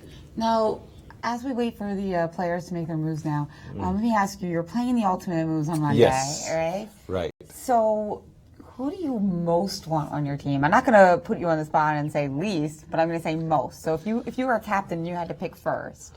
So it's a combination of rapid and blitz. Is it an easy choice, or would you have to consider it for a minute? Well, first of all, obviously, I wouldn't want Rex. That goes without question. I mean, you know, Randy's #1 first draft. And how can you say no to Magnus Carlsen? I mean, come on. The guy's world champion. He's world champion in classical chess, blitz and rapid. So, okay. What if Magnus was taken? That becomes harder, right? Well, then you go with a guy who's in form. Fabiano, get over here, right? So those would be my first draft and second round draft picks. But you got to start with Randy. Gotcha. All right, so Yaz, starting to get competitive. Oh, I feel it. I'm getting in the eye of the tiger, like I'm saying. And Maxime Vachier-Lagrave, he played rook to d7. Now, Maxime, known as some of these players are known more for their blitz and rapid skills than others. And I think Maxime and Hikaru, both of the players in this game, are ones who are really known for their rapid and blitz. Absolutely. So they're going to be, I think, pretty high picks. Although anyone in the top 6 in this tournament has got to be a top pick, right? We're talking about the all-star selection is where we're heading here. Now, Maurice, you got to have some thoughts on this. I mean, if you were going to have your dream team, where'd you start? Well, certainly you're going to take Fabi. I mean, come on. Randy's great, but Fabi, I think, is a little better. Just a little bit. I find these kind of team events very fascinating. Actually, I remember flying back from here in St. Louis to New York to do commentary on another team event. That was Gary Kasparov playing with one businessman and Magnus Carlsen playing with another. I think actually it was Boris Weinstein was a partner, was one of the players. He's a chess master, a very good player. And the other one I want to say is Alan Teffler, I believe it was, who is another CEO. And they were playing Boaz with one player. It was Carlsen, and then they switched. And so Alan would play with Kasparov one game, and then they switched partners. And the winner both times was Magnus Carlsen. And Gary found it very frustrating to be making deep moves that weren't followed up by good responses or consistent responses. Or actually, I think it was more a question of he expected his opponent to sort of get into his mindset, and Magnus was more intrigued or thought it was more important to get in the mindset of his opponents so that they felt more comfortable, that they didn't have to guess at his 2,800 moves. And Gary found that very difficult to do, so he ended up losing both games despite switching partners in that contest. So I think because the players cannot confer with one another, they cannot say, well, this is what my idea is. You know, you guys are going to have a tough time. You make a move, and if Rex is on your team and he goes, what the hell is that about? You know, he's not going to be able to follow it up. So you have to be able to be comfortable and consistent, knowing that your opponent, that your partner, is the most important factor here. Will they be able to follow up on your moves? If you see a great queen sacrifice that mates in 10, you probably don't want to play it because he'll sack the queen and they'll go, dude just hung his queen and panic. So you really have to know who your partner is and play consistently to their strength. So it's going to be a fascinating game to call. I'm going to have a lot of fun. I'm sure, Jen, we're going to have a ball. At least have a chance to crack some jokes about that game, guys. Oh, it'll be a blast. And actually, I think Hikaru would be one of my top picks because he's fast and he's ruthless too. Even though it's an exhibition match, I know that all the players will be very competitive because it is a serious game. Randy and Rex are serious chess players, so we want to have serious chess. And some players, though, I think are just a little bit more competitive than others in those types of situations. I feel like Hikaru is going to be like, my team's going to win, and I'm going to play fast, and I'm going to play the moves that are the most psychologically tricky for my opponents. Right. And just one wrinkle to point out. You're absolutely right. There's no consulting during play. However, the captains, Randy and Rex, do get an opportunity for 2 timeouts where they can confer with their whole team during a special timeout. Ooh, that'll be fun. Absolutely. And we do we've got another official result in. So the game between our Sinquefield Cup champion, Fabiano Caruana, and Levon Aronian has been drawn. So Fabiano cementing this absolutely historic event and phenomenal performance rating. No losses. Congratulations to him. He doesn't spoil. 8.5 out of 10. 85% against this field. It's unbelievable. It's brilliant. A brilliant performance. Congratulations. Sincere congratulations to Fabiano for just a magnificent event and for entertaining us so well. Yeah, and good job to you guys for picking this tournament to watch because, you're like, this Sinquefield Cup, that's a tournament I'll get really into, and you were in for a massive treat. In fact, there were some tourists in town, and one of them played a little bit of chess, and they'd heard about the St. Louis Chess Club, so they walked by the club, and I was just eavesdropping as they asked the front desk, is there anything going on this weekend? No, and really. It's like, wow, what luck. Funny you should ask. We've got the world champion and some of the best players in the world right downstairs. Right upstairs, pardon me. Yeah. Okay, so a draw agreed. I think it was an intriguing game, a well-played draw. Some wrinkles in the opening, and Levon never really got his grippers on the position, so I don't think he really had chances. And actually, I do believe that Caruana had the better chances in this game. So that leaves us with one game to play. Hikaru Nakamura, MVL, doing their best to end the 2014 Sinquefield Cup for themselves on a high note. That's right. So two very young players, number one in their respective countries, Maxime Vachier-Lagrave, the number one player in France. And clearly the strongest French player in generations, actually. Oh, yes, and also very modest. Yeah. We remember we were talking about, different players and getting events and how important the top 10 was. And he said, for example, it also was important to be number one in your country, but he didn't want to say himself because he was too modest. He was just, trying to say that there are other factors, not just being in the top 10, but also, for instance, Hikaru Nakamura started getting some choice invitations as soon as he surpassed Scott Akemski's rating. As the number one player. And he's right. Understandably, because they want some of that diversity, right? Oh, absolutely. And Maxime is coming. France has really made some remarkable strides, I'm going to say, in the last 10 years, especially with Etienne Bacrot, Laurent Fressinet, Edward. And on the women's side, there are some very strong players as well, right? Exactly. Grandmaster Maurice Abag. Yeah, and of course, Elmira Skripchenko is also... who you know as well as a great poker star. Oh, that's right. She's also going to be playing in that Poker Stars combined chess and poker event. And Maxime Vachier-Lagrave actually is friends with her and said that she's probably the favorite. Wow. Because, she's done so well in various poker tournaments throughout the years. How cool is that? By the way, I do like this maneuver, very nice defensive maneuver that Maxime came up with. He played this move, Rook D8, which I thought was particularly non-ambitious. However, we see this move, Rook D7, which set up, for this bishop on D8. I like the fact that the bishop was on a good diagonal, but it really hit at nothing.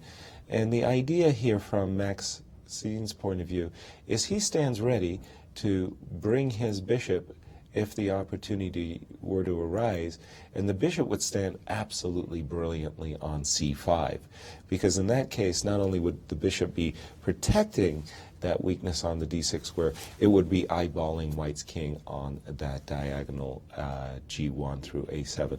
So I like this move, bishop d8, and I think that Hikaru is going to have a hard time proving that he has any type of an advantage here. Again, a lot of it just looks good, powerful knight on d5, but there's nothing really to follow up.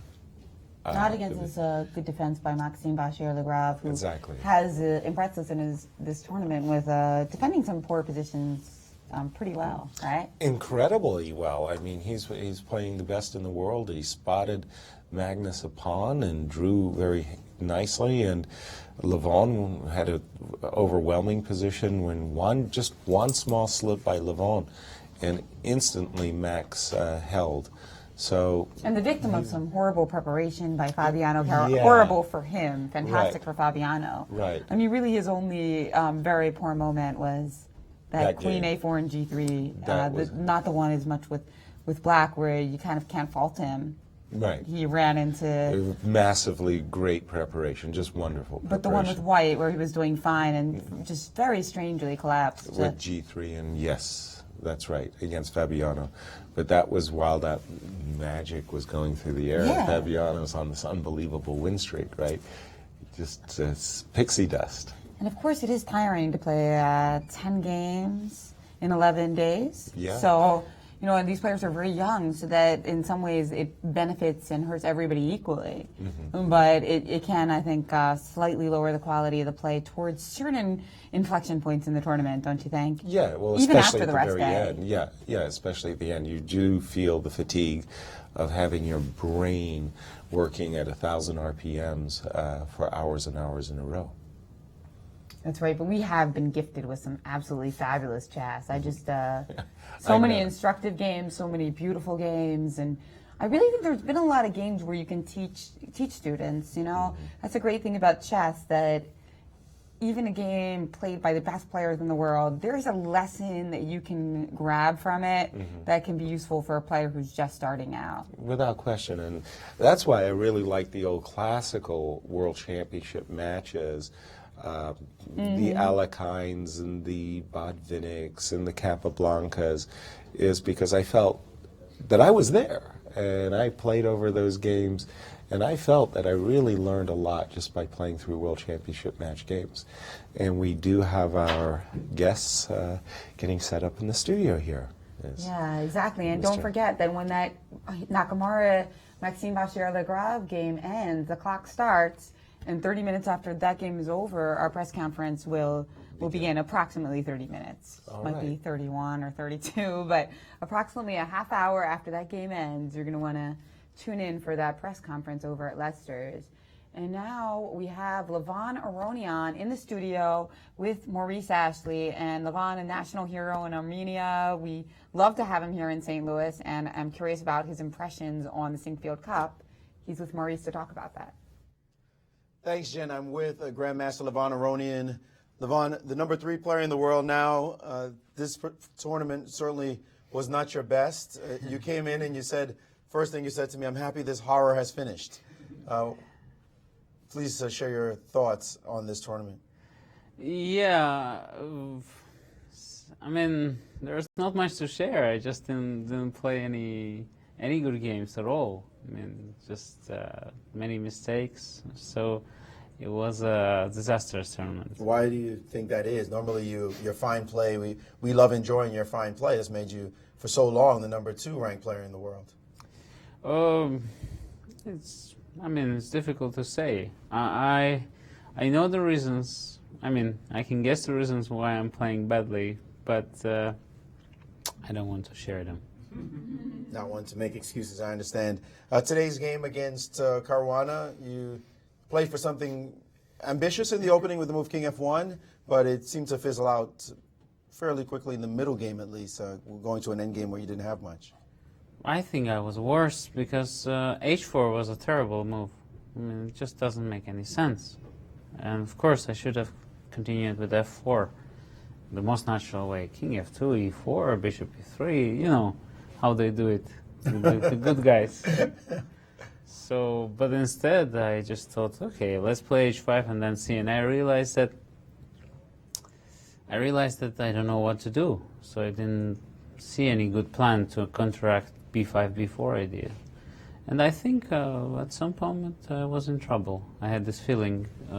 When you played the move Bishop to H3, did you think he had to move Bishop D1? Did you? Oh, I was terrified. I thought, well, I've done it again, you know, because this is a move I've pondered.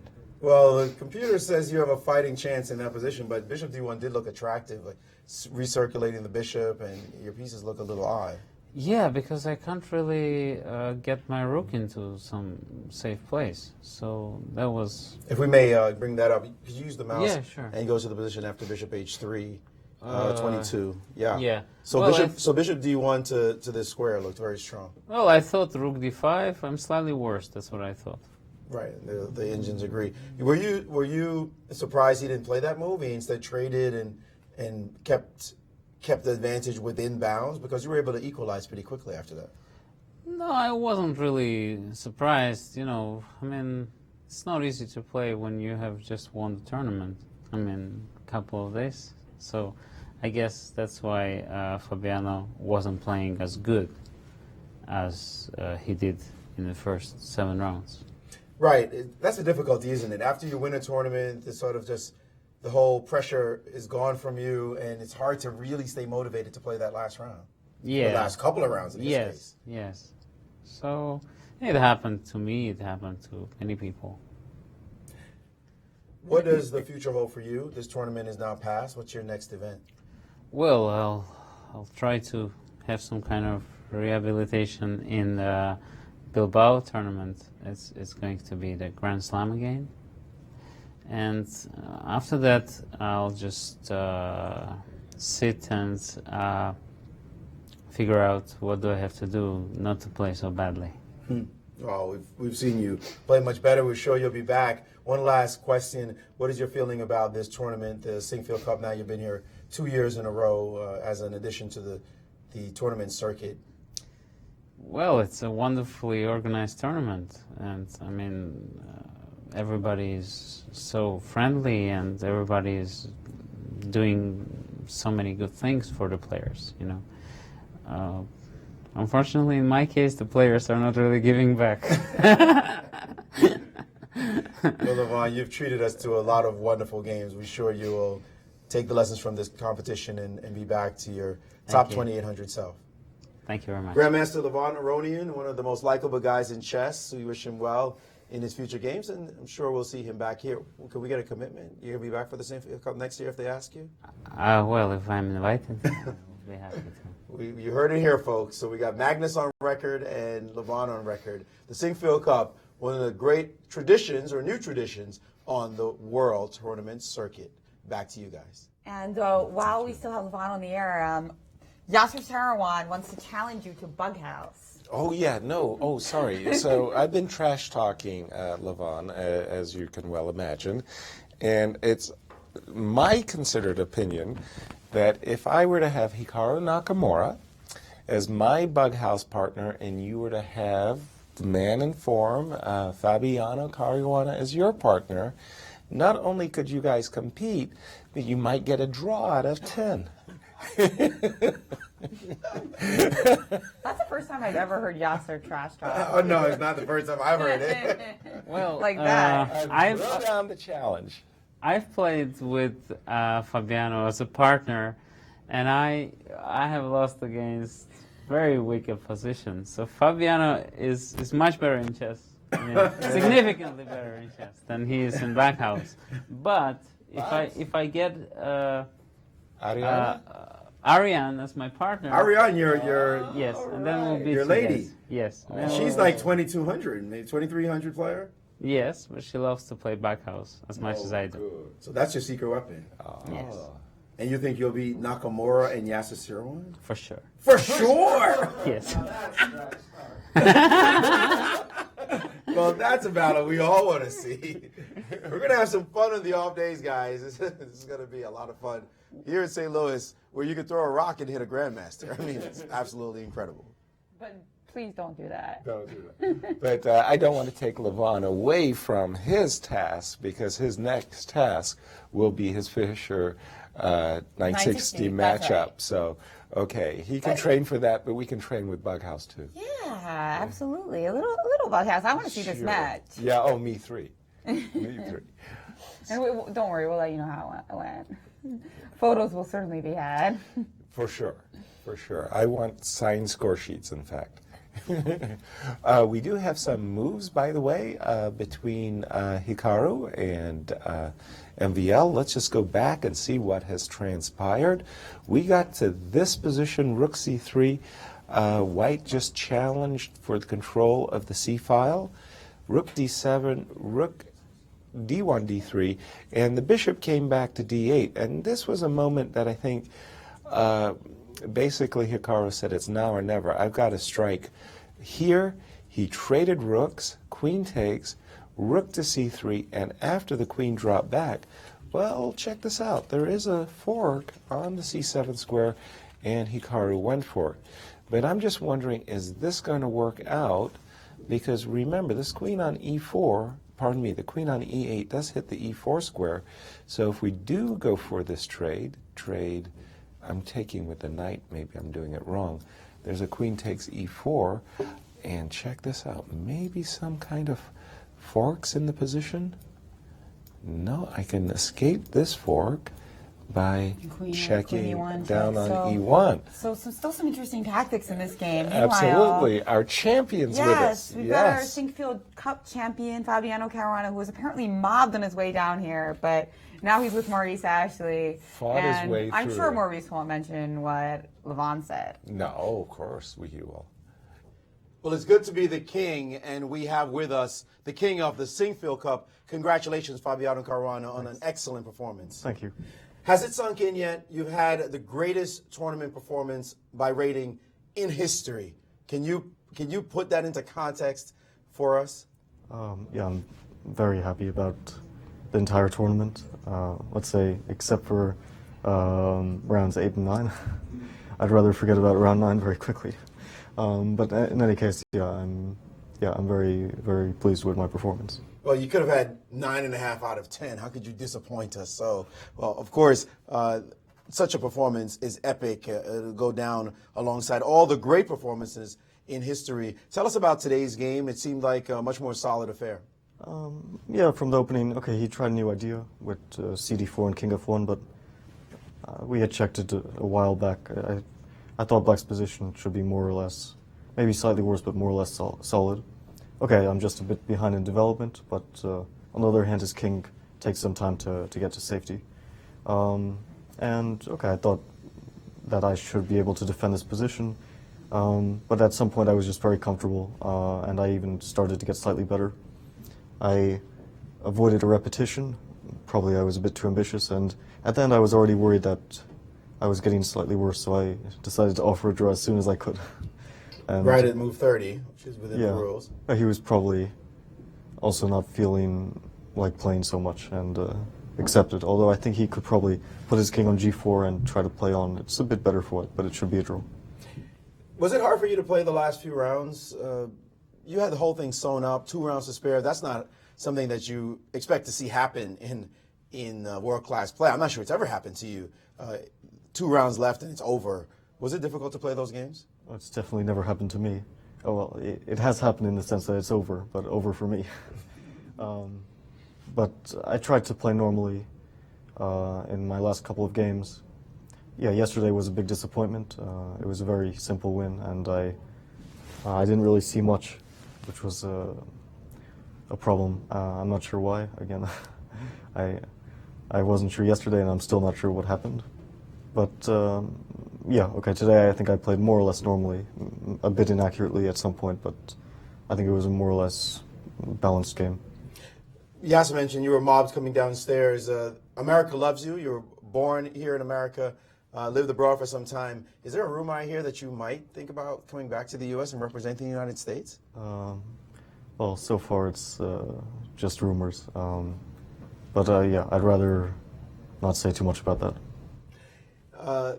You have been a top player for quite some time. I mean, you just turned number 3 in the world. You were number 3 in the world walking in. You're now number 2 in the world, but players, it seems now that your stature has grown tremendously. There's discussion maybe of your even having a match against Magnus Carlsen, numbers 1 and 2, 23 years old, 22 years old. What do you think about the hype? Of course, you know, people like us suggest things like that. Yeah, okay, it's normal that there's going to be a lot of hype after this result, but I still have to follow it up with good results.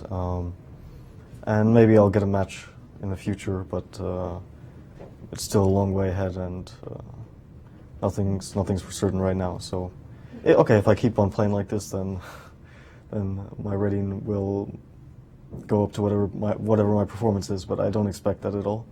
But I'd like to just keep on playing normal chess pretty solidly, and I don't expect results like this, but I'll try to keep my level. And in terms of the World Championship cycle, I'll try to get as far as I can. Normal chess, pretty level, pretty decent. Those are not the words we use to describe you in this broadcast. Do you have your eye on being #1 in the world? I mean, the World Championship cycle is one thing, but the #1 rating probably means a bit more. What do you think about becoming #1? What's your goal? Yeah, for the moment, Magnus has about 2870, or, well, I'm not sure, maybe a bit less now, but I've never actually even dreamed of a rating like that, and I was always wondering how he could manage to keep it and somehow keep on increasing it. So those aren't my thoughts right now. I mean, I usually don't have performances over 2850. But or 2950, or 3000. Yeah, that's a first for me. Yeah, okay, I'll try. I mean, I think that in individual games, I'm fully capable of beating him. At the moment, he has a small plus, I think +1 in our encounters, but I can also beat him, as I've shown. So I think that it's possible to compete against him. Well, we're looking forward to that matchup for sure. There's a question I've been forced to ask. My arm has been twisted to ask this. And the question is, are you single? I am. Uh-oh, ladies. Okay, I asked the question and put it out there. There are definitely some interested folks. One final comment. The Sinquefield Cup itself, St. Louis, the organization, what's your opinion on that? Well, I really enjoyed this tournament. I think in terms of organization, it's definitely one of the best I've ever played. And also in terms of, well, not just for the players, but also for the spectators, which is maybe even more important. And I think you guys did a great job with your commentary.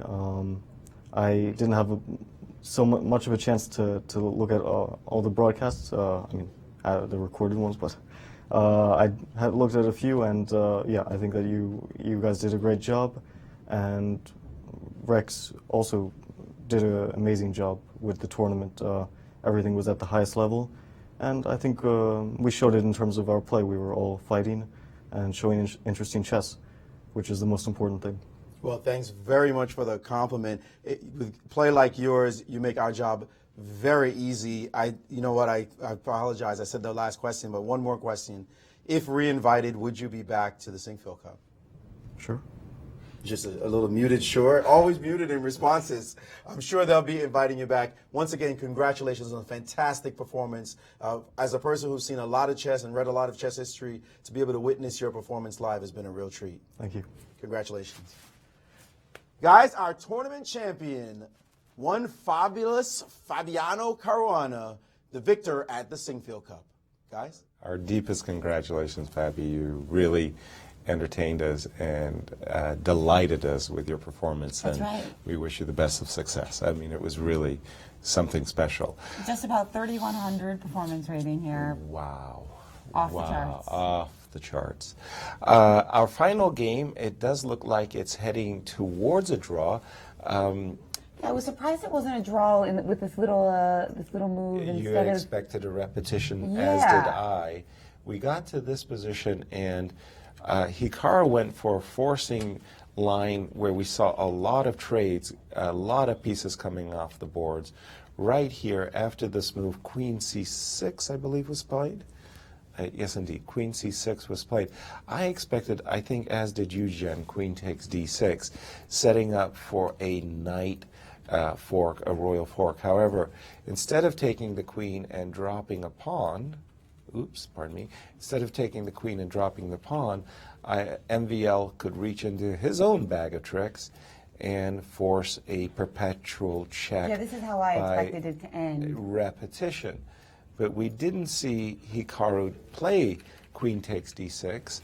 Instead, we saw Hikaru capture, we saw Hikaru capture the bishop with check, and after pawn takes, we're in a dead even queen and pawn ending, and, well, white's queen on a3, which I kind of hinted at a long time ago, it's not really in the game, And this again, we might see a similar repetition. For example, in case of b4, we could see again this little perpetual check. That's a standard motif in so many positions of perpetual check. We've seen a lot of perpetual checks in this thrilling tournament, and we're going to take a quick break to look at some of the exhibitions over at the World Chess Hall of Fame, and then we're going to wrap up our 2014 Sinquefield Cup coverage with this final game underway, followed by the press conference. So stay tuned, and we'll be back for the finale of this event.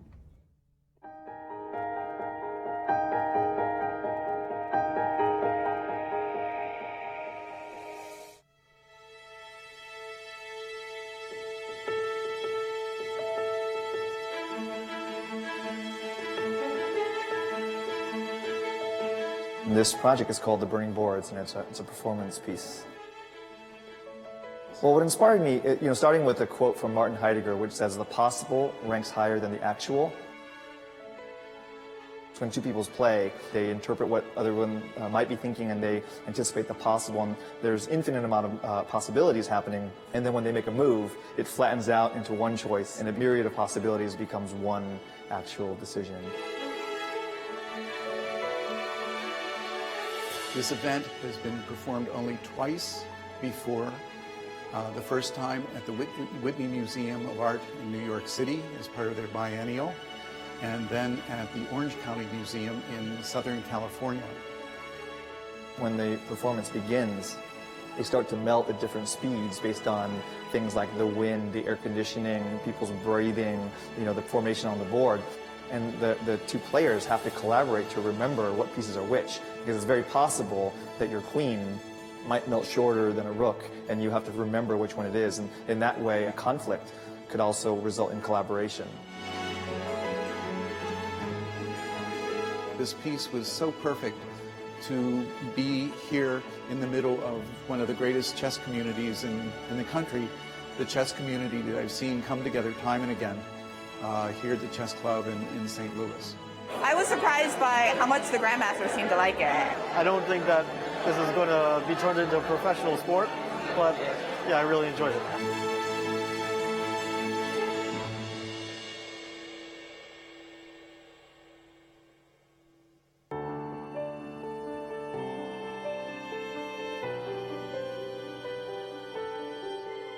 A Memorable Life, A Glimpse into the Complex Mind of Bobby Fischer explores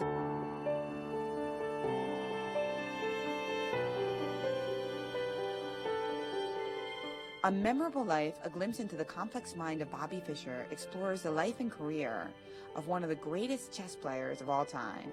The exhibition includes artifacts from the collection of the World Chess Hall of Fame and loans from the Fischer Library of Dr. Genie and Rex Sinquefield, many of which have never been exhibited, spotlighting historic moments throughout Fischer's storied career.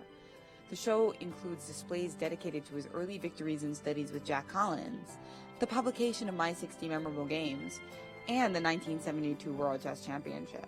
Newly added to the exhibition are videos of several famous television appearances by Bobby Fischer, including his 1958 appearance on I've Got a Secret and 1972 appearances on 60 Minutes and The Tonight Show. The exhibition will be in view at the World Chess Hall of Fame through June 2015.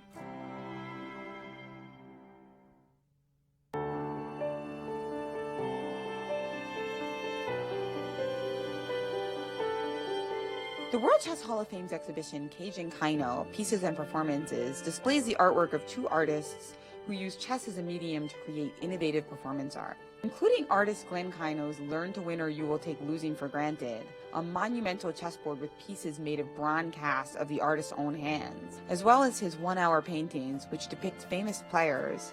The exhibition shows how chess inspires artists.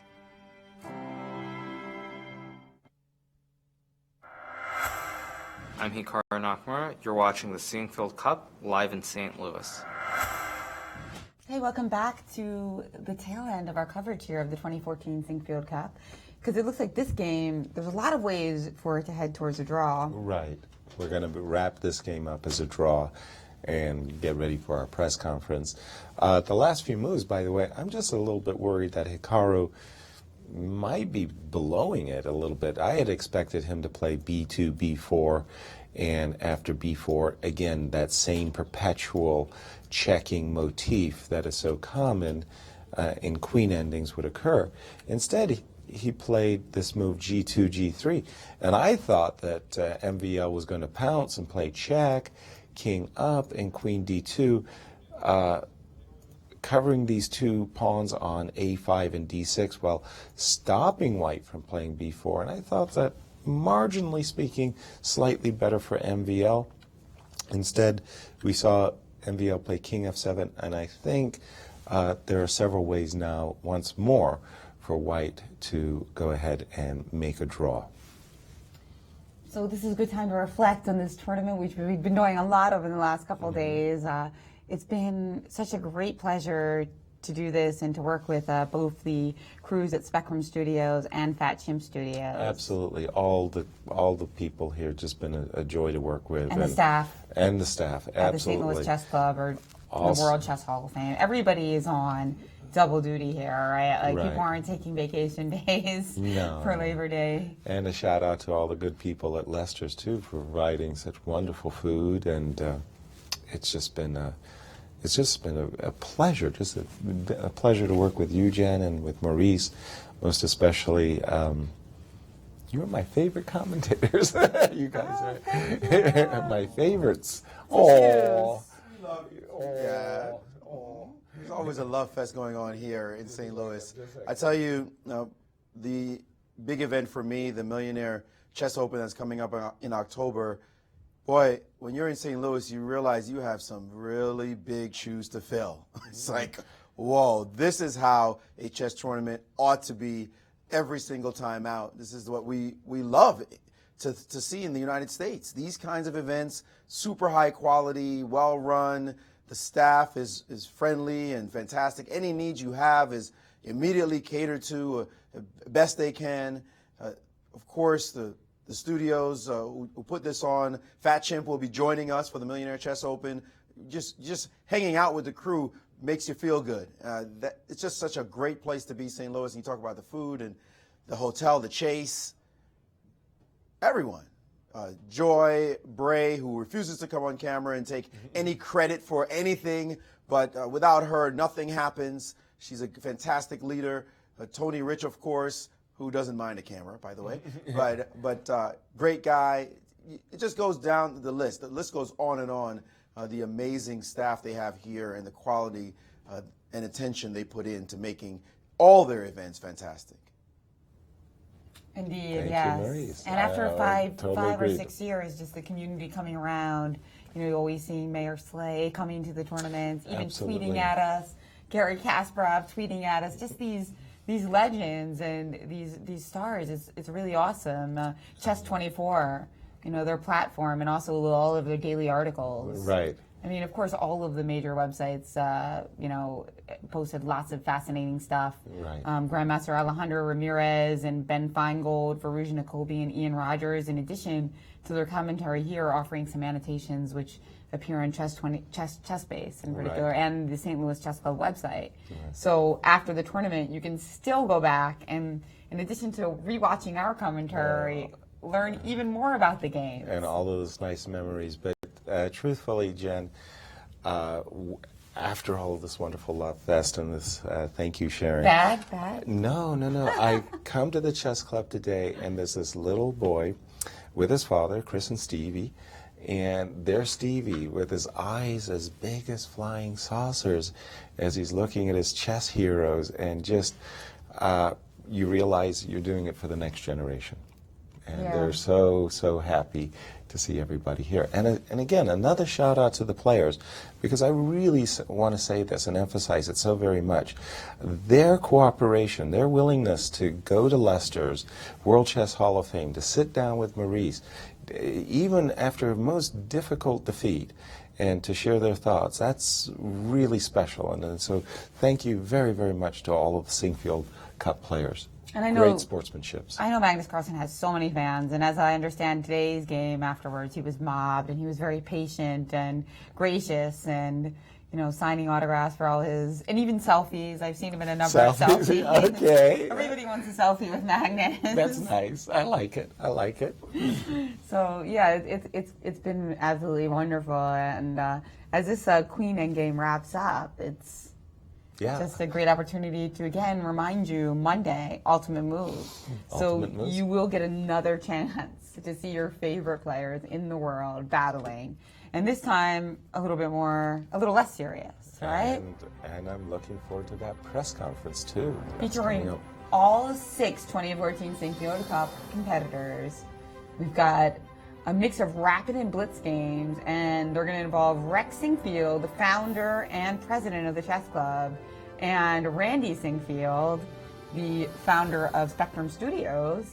And they're going to face off against the competition. Now, how are we going to get Dr. Jeannie Sinquefield in the mix? Maybe another year, but she's been watching a few of these broadcasts, and she knows a thing or two about the chess game as well. Yes, she do. Oh, yes, she does. Oh, yes. And, of course, it's in celebration of Rex's 70th birthday. So a shout-out to Rex. Respect. That's right. 70 doesn't seem old at all when you see that interview with 84-year-old Harry Benson. I mean... Who seems to be enjoying life. He seems super youthful. That was actually pretty inspiring. Not only that the things he was saying were so interesting, but that he's going strong. Yeah. What an eventful life he must have led. Remarkable. The Beatles, Joe Namath, Bobby Fischer. Wow. And that was his favorite. Yeah. There you go. And again, a reminder, our press conference as well. So not just Ultimate Moves on Monday, but also in 30 minutes, we've got a live press conference with all of the players. So all the players in the press conference and all of the players on Monday. So following the game, 30 minutes later will be following the completion of this final exactly. game. So there's some time to get set up and get the players over there, but hopefully you're here in person. If not, it will be live streamed as well. All right, Jen. Well, so thank you. Any juice left in this position, Yasser? No, not really. I'm kind of expecting that maybe we'll see something like a Queen F3 check, a King E7 type of move, and maybe something like B2, B3. But in these endings where the pawns are even for both sides, Queen endings are notoriously drawn. So no juice here. No juice here. So Hikaru Nakamura, disappointing result here in the Sinquefield Cup, but a little ray of light yesterday when he saved this, what seemed like an unsavable position. As he put it himself, he got a break, and he didn't get very many breaks in this tournament. When I think about it, you have to go back to round 3 where he had Veselin Topalov. That was a special sacrifice move that Hikaru has missed. Bishop takes F2 check. Thereafter, everything went south. I mean, so it's hard to say, but round 3 seemed to be the turning point for America's #1. And of course, he's inspiration for American kids all over the country because, he's really shown that even without, all that frequent travel to Europe, he was able to become an elite player. Of course, he traveled a lot, but he wasn't right there in the hotbed of things. He wasn't remember, when he Europe-based. was developing, it was before the St. Louis Chess Club. Absolutely. So he overcame a lot to reach his exalted status. And as he said, he feels like he needs 2014 to end. Maybe he just needs the new school year to begin. Maurice, final thoughts on this tournament as we prepare to close? Well, I am reminded of the fantastic play of Fabiano Caruana in this tournament. You asked Gary Kasparov what his favorite moment is, and I think he didn't get what you said or didn't hear the question quite accurately, so he answered something else. But you talked about best game by Fabi, and my favorite memory is Bishop takes on E6, that sacrifice. I'd like to just quickly go over that here. This moment in the game, if you haven't seen it, you better hurry up and check this out. When the move rook to E3 was played, and it was a setup because the move knight C6 allowed this fantastic shot. Bishop takes on E6, pawn takes, rook check, the king moved, and bam, the queen was in. And after this rook move, queen over attacking the rook, and it was this sweet move, E6, that we all loved, sacrificing this rook, but just leaving this position in tatters, this pawn owning the board. And after bishop back, then the move queen h5 check, and all kinds of mating ideas present. Bishop takes G7, and his opponent resigned. This was such a thrilling moment for us guys. We watched it unfold. He played so many great games. I remember having a discussion with Rex Sinquefield, and he said, well, you know, to have a great performance, you've got to play well and have some luck. And I disagreed vehemently. I said, this guy was not lucky. He was so well prepared. And Kasparov himself, when he came on, agreed. He said, there was not luck in those first 7 rounds. He just played like a beast. To be able to sit back and watch such a performance, it reminds me of guys like Michael Jordan when you saw him against the Portland Trail Blazers, hitting shot after shot after shot, 3 after 3. And when he's running down the court and he's going, I don't know, just doing it. That's what you saw in Fabi in this tournament. Just an epic performance, a thrill to be able to sit and watch that greatness happen right before our very eyes, watch the young man grow and expand into the international superstar status that he absolutely deserves. It has been a thrill to be here working with you guys, and it looks like it just keeps getting better, guys. The more we hang out, the better it gets. Just enjoying these times here. I'm sad to see it end. Well, it's not over yet. We still have some work to do, but just wonderful to be a part of the magic that is here in St. Louis. Thank you, Maurice. For me, obviously, it was all Fabi, Fabi, Fabi. What a story he has made for us. And I agree, that game, Topolov, Bishop E6 was nice, but no. The moment of the tournament for the fabulous one had to be when he was black against world champion, #1, Magnus Carlsen. The world champion sacrificed his bishop on f7 and said, I'm going to take you down. Fabi said, no, I think my position's really good. He accepted the sacrifice of the world champion, refuted the attack, took over the initiative, and won with a very deft but beautiful queen retreat to wrap up that game. And to me, to just take the world champion's best punch and roll with the punches and then win that game, that was one for the ages. Indeed. I mean, there's so many games to choose from because he won so many games. Yes. Right? I mean, there's that strategic masterpiece against Aronian where, I mean, he also had some great preparation, but it wasn't like, oh, my preparation wins me the game spectacularly. It was just... And then setting up for that sacrifice of the 2 pawns and keeping Levon's king under constant harassment. Brilliant. Great stuff. So many beautiful moments, and we do believe this game will end in a draw between Nakamura and Maxime Vachier-Lagrave. So we are going to take our break, and we are going to be back. Yasser Seirawan is going to be in the battlefield, but Grandmaster Maurice Ashley, Grandmaster Alejandro Ramirez, and Terrence Schaefer, we are going to be back to cover the ultimate moves. Right. And in about 30 minutes, or whenever this game ends, maybe it's going to be more like 45 minutes. Well, with B4 being played, perhaps even sooner. We are going to have our press conference, so stay tuned for that. Tune in on Monday. And thank you, everyone, for just tuning in from all over the world for this event, the 2014 Sinquefield Cup, a tournament that will no doubt go down in history as one of the most exciting and the greatest tournament performance ever.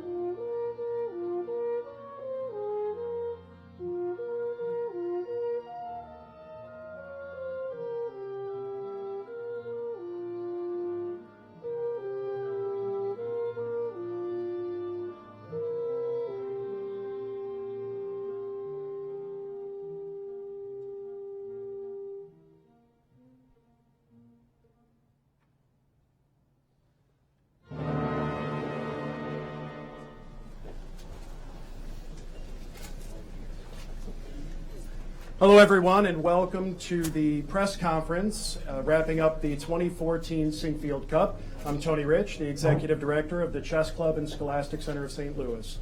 Just a couple of quick housekeeping items for you. Please event, and make sure that everybody has an opportunity to ask questions. Also, if you could, please stand when you have a question. I'll come over and hold the mic near you. And if you could state your name and who you're reporting with, and then follow up with who your question is aimed toward and what the question is. All right, so let's kick things off. I'm ready for our first question. Not all at once. Excuse me.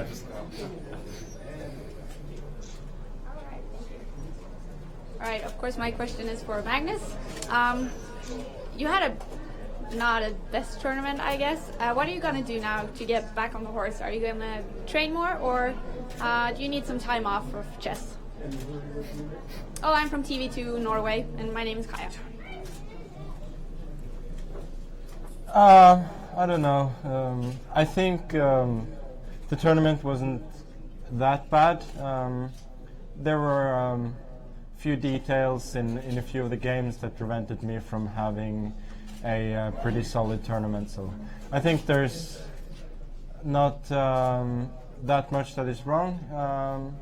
I just need to be a little better prepared, a little sharper at the critical moments the next time, and hopefully someone won't make +7.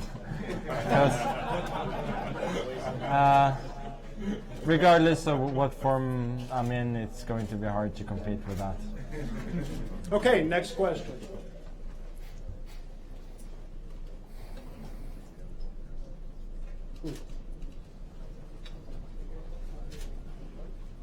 Hello, my name is Ben Simon with the Chess Club and Scholastic Center of St. Louis. My question is for Fabi.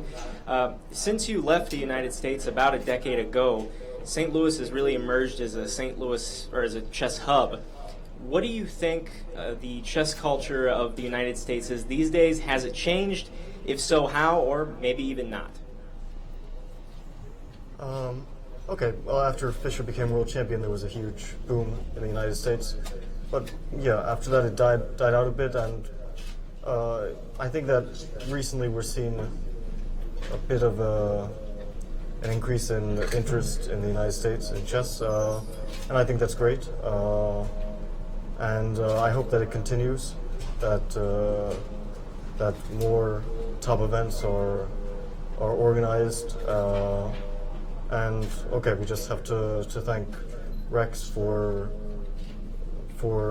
starting this new wave of interest in the United States. And I have a follow-up question to that for Hikaru. Having played in the United States quite a bit, open events, private tournaments, major events like these, what's your experience been like, especially over the past few years, more recently, on chess in the United States? Well, for starters, I have a lot of good memories. This tournament excluded.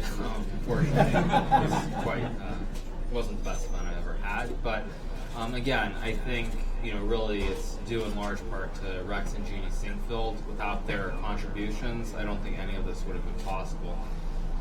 Nevertheless, I think it's great that it's gone beyond that in a sense. I mean, now you have a lot of very strong players like Wesley So or Laquan Leon, for example, who are both at Webster University. So I think it really started with Rex and Jeannie, but now it's gone beyond that, and I think it's great that there's such interest in chess here in St. Louis. And I mean, for all the people who come out, it's really great, because I know growing up there were very few strong tournaments here in America, and I would always have to go to Europe to play. So again, I think it's just great to see what's happening here, and hopefully it only continues from here. Okay, next question. I'm Daim Shabazz. I run the Chess Drum website. My question is directed to both Hikaru and Fabiano. I remember years ago, I saw both of you playing in tournaments as a junior. And this question is simply, did you ever imagine that you would be pretty much at the top of the chess world? I'll answer it first because I'm not at the top of the chess world. That's not quite the right way of putting it. I mean, I think I never could have imagined there would be top-level events here in America. Like I said before, I mean, from the time I was probably about 13, 14 years old, I was always going to Europe to play these events, and, you know, it's great that the tournaments are here now. Because, again, the sacrifices my parents made paying for all these trips to Europe is, well, I mean, it speaks for itself, the sacrifices they made. And so to have the opportunities to come back to America and play in top-level events, it's just a really good feeling, because certainly growing up I didn't have these opportunities, so I'm really happy that there are these opportunities now. And Fabiano? Yeah, when I was a kid, I didn't imagine that I would play chess professionally. I mean, I always loved chess, but when I was a kid, it was just a hobby. After school, I would go and play in a martial chess club, and I would play game 30s. And I didn't think it would. I mean, I thought I would just have that at some point I would move away from chess, that I would keep going to school, but okay, it worked out this way, and I'm very happy about it. But I didn't really have those thoughts when I was a kid. All right, and we have another question here. Hello, Yasser Seirawan for the St. Louis Chess Club and Scholastic Center. This question is really directed at Veselin. Veselin, you started the tournament poorly, 0-2. And you're the veteran in the field at 38 years old, and I'm looking around at the podium, and everybody's so much younger than you. Could you sorry, there you have it. Could you explain why chess is such a young man's game today, and we're seeing this rise? Okay, thank you for reminding me my age, but I'm 39.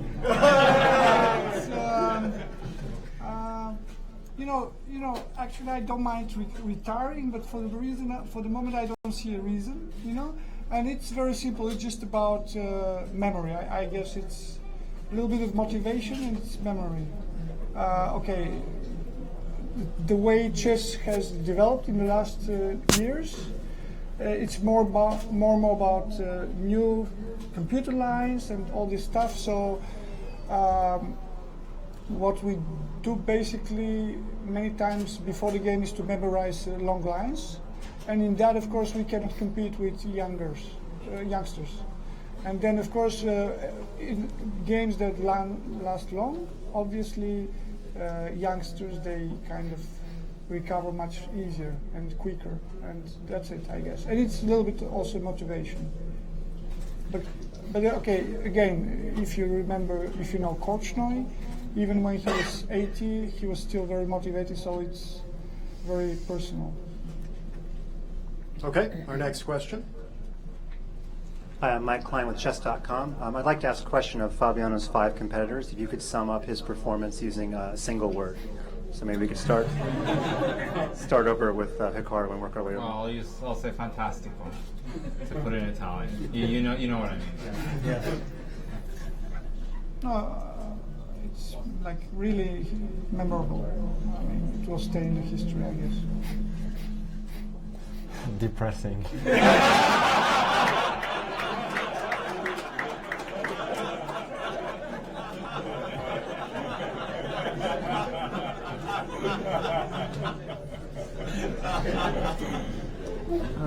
Well, I would say ruthless.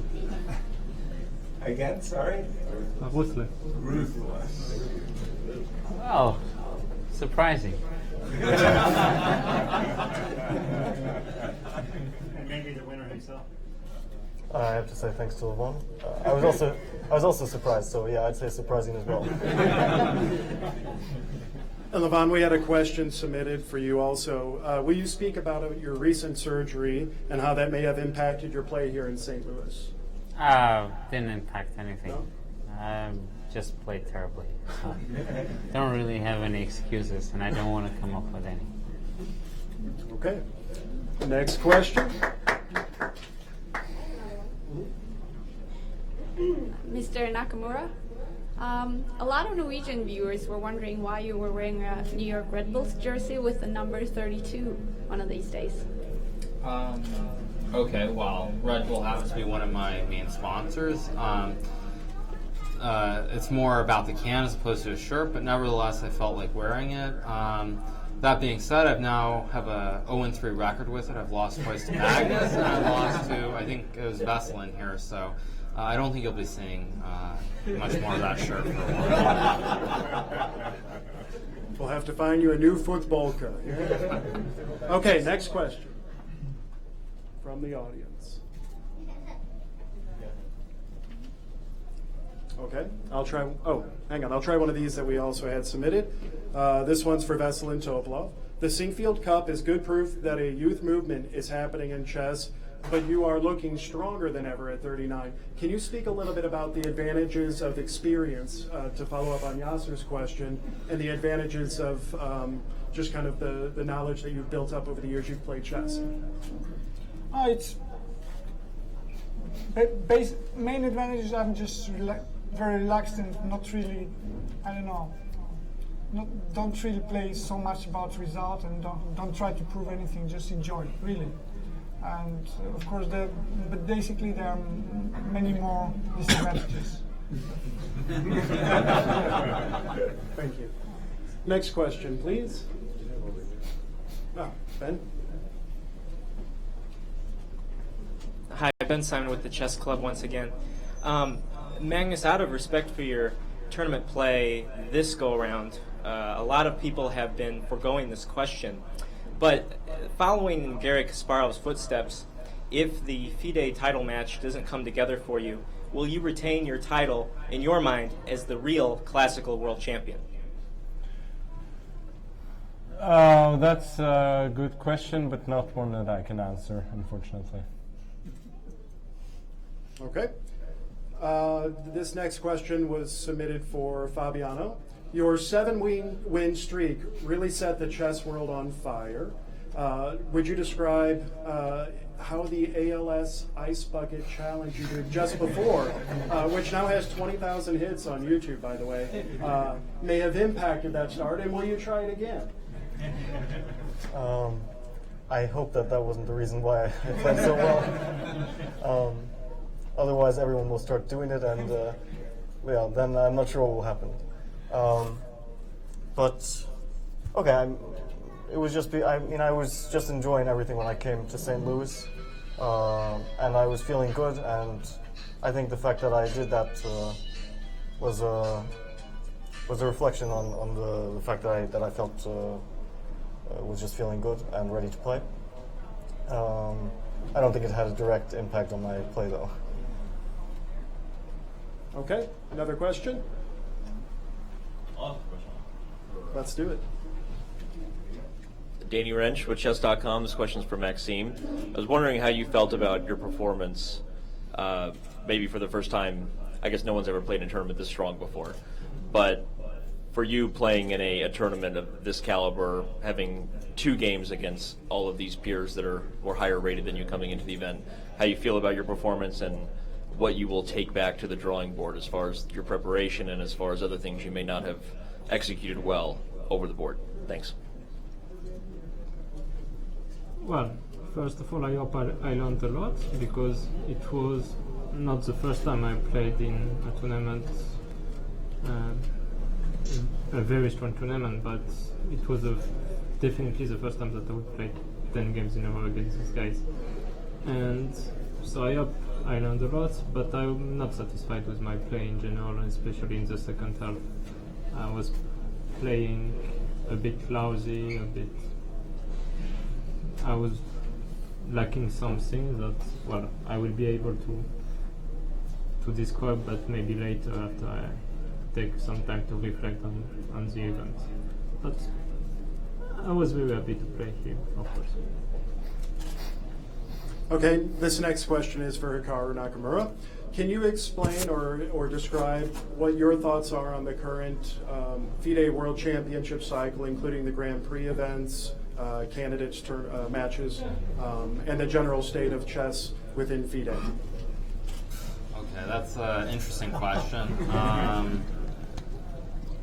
I think, at the moment, the system is what it is, really. There's nothing you can do about that. And if there isn't a major alternative, we're unfortunately stuck with the system as it currently stands. And beyond that, I think we just have to see what happens, really. Okay, next question. Hi. This question is for Magnus. Magnus, last year you were here in St. Louis, and then a month later you became the world champion. For better or worse, how have things changed since then? Oh, well, I played a lot worse this year. That's one thing that's changed. I don't know. I haven't changed too much as a person, so I think many things are about the same. And well, the tournament was a little bit bigger, a little bit stronger than last year, which was already a great tournament. And hopefully, when I come back, if I come back, if there is a tournament next year, the tournament will be even stronger, and maybe I'll even play a little bit better. Who knows? This next question is for Fabiano. Fabiano, obviously you were in great form for this event, and I'm sure that there was a lot of preparation before you even arrived in St. Louis. Can you speak a little bit to what your training regimen is like, including the practical aspects of studying chess, but in addition to that, the other things that you do to get ready for a big event? Well, before this event, I didn't do much. I didn't have a chance to do much preparation because I played the Olympiad, and there wasn't a big break in between. And when I came here, I needed a few days to get acclimated. I wasn't really working on chess. I was just trying to feel physically in top shape. Although before this event, I got a bit sick, so I wasn't probably in the best shape that I could have been. But in any case, I felt pretty well prepared to play. It's more about the psychological feeling you have than the direct preparation, because sometimes you'll have a lot of time to prepare for a tournament, and sometimes you just don't have much time. You can't really control those things, but it's important in any case to be ready to play and to fight, and in this case I was. Thank you. Next question from the audience. Right up here. For Fabiano, do you feel confident that you've kind of jumped up a level? Are you seeing things more clearly? Kind of beyond just being in, this result is kind of more than being in good form. This is, quantum leap for anyone. But how do you feel about where this places you going forward? Of course, this result is very well. It's my best result I've ever had, but I mean, okay, we shouldn't draw too many conclusions from it. I still have to maintain my level of play. It's possible to play very well in one tournament, and then after that to start playing much worse. I hope that. Well, I mean, I don't expect to make +7 in every event, but I hope that I can keep on playing normally, trying to fight for top places, and okay, the main thing is that I haven't been making as many mistakes. I haven't changed drastically in terms of my play. I haven't been doing anything really spectacular, but I haven't been making too many mistakes. Let's say at the end I made many, but before that, and that's usually enough to have a very good result, so I'll keep on trying to do that. Okay, this next question is for Levan. Being an Armenian chess player, and Armenia having a rich history of chess, and really it being a very integral part of the culture, what is it like playing in a country where you're recognized just walking down the street, and all of your fellow Armenians are following your games and watching and cheering you on? Do you feel added pressure from that? Do you feel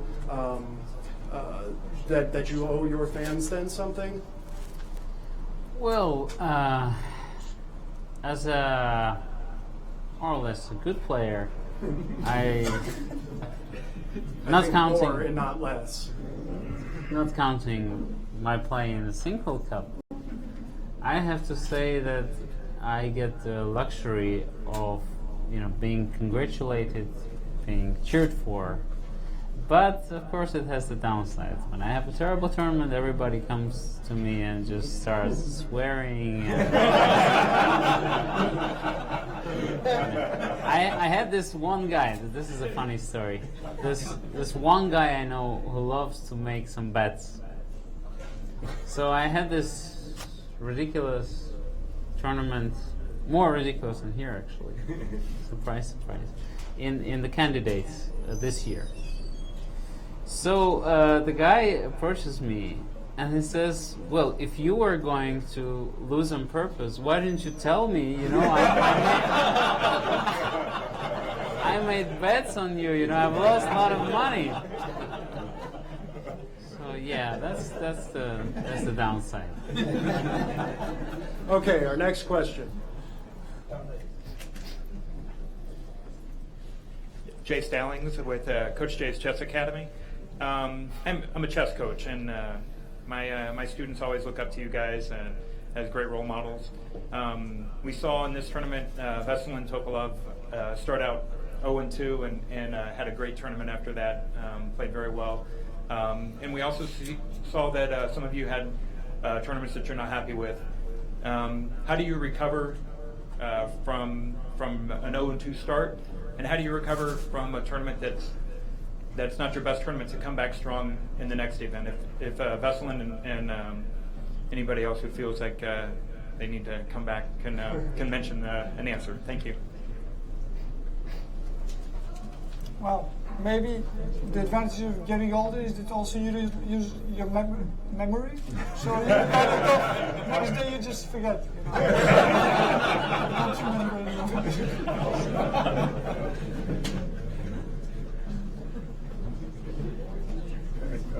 This question is addressed to Fabiano. During the 7th round, Maurice interviewed Mr. Sinquefield, and he said that if you keep your winning ways, we may have to change your name to Bobby Caruana or Fabiano Fischer. Which name would you prefer? Yeah, I think that's a bit too soon. Yeah, okay. In terms of Fischer's best performances, I mean, it's way out of whatever league I demonstrated in this tournament. His demolition of Larsen and Taimonov and Petrosian and Spassky was one of the most remarkable things in chess history. So I don't think I'm anywhere near that yet, but in any case, he's an inspiration. So someone to look up to, and yeah, maybe in the future I'll play a bit more like him. Okay. Our next question comes from our chief arbiter, Chris Bird. Hey guys. I have a question for all of you, and first of all, I'd like to go on record to say thank you for giving me a front row seat to watch this exciting tournament, giving me 30, maybe 29 really exciting games of chess.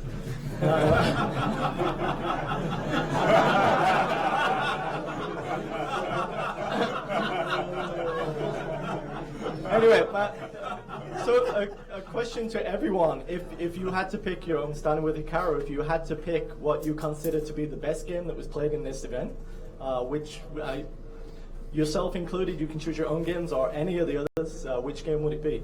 Well, I didn't play any good games here from my side, so I would probably have to say the game between Fabiano and Maxime when Fabiano was white in the Caro pawn, because it was just a great preparation. Oh, for sure it's any of his victories that I just... If you can remember.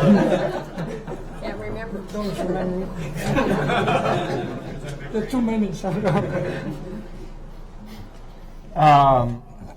Well, I was surprised by your question. I thought you were going to apologize for the many questionable tweets you made from the arbitration.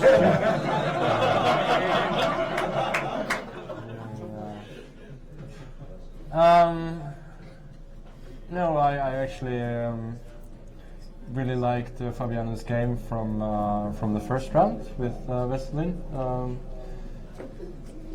Not Vestlin's greatest game, but a very nice, effective display of power chess.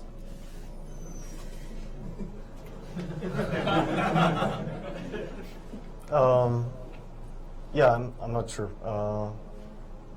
I sort of enjoyed all of my games, even the ones which I didn't win. They were all pretty exciting. I'm not sure which was my best game, but okay. In any case, they were all fun to play. Maxime? Yeah. Well, of course, I'm gonna pick a game from Fabiano. I'm just not. I've been thinking about it while the other players were answering, but I still don't really know. So maybe it's first game against Magnus, because from what I was looking like, it seemed like dangerous, and he came up with the best defensive moves and then the best attacking moves. Some 93 shot, I think, was extremely impressive. Yeah, I was impressed by that game as well, because it looks beautiful. Excellent. We have time for one more question. And do we have anybody in the audience that would like to do the honors? Rex, you got a question. Okay, I want to ask the 5 players, other than Hikaru, when are you going to move to St. Louis?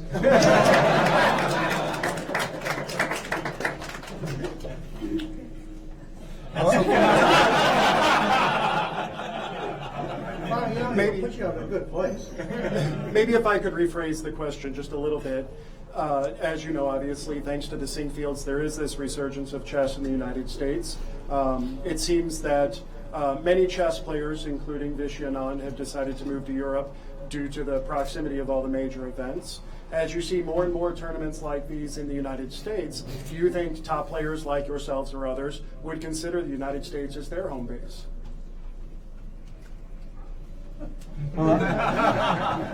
I heard when I was here that for some reason the population of St. Louis is shrinking, and I don't really get why. So I guess by moving here we would solve that problem.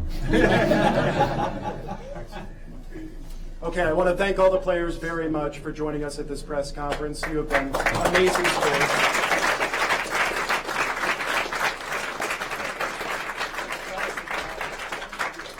And I'd like to remind our audience that they should tune in tomorrow for the ultimate moves and follow us on uschesschamps.com. I'm sorry, Monday. Thank you. And follow us on uschesschamps.com. On Tuesday, we'll be having the Ultimate Showdown, a match between Hikaru Nakamura, Aronian, and Chess 960. Thank you all very much, and we look forward to seeing you again at the 2015 Sinquefield Cup.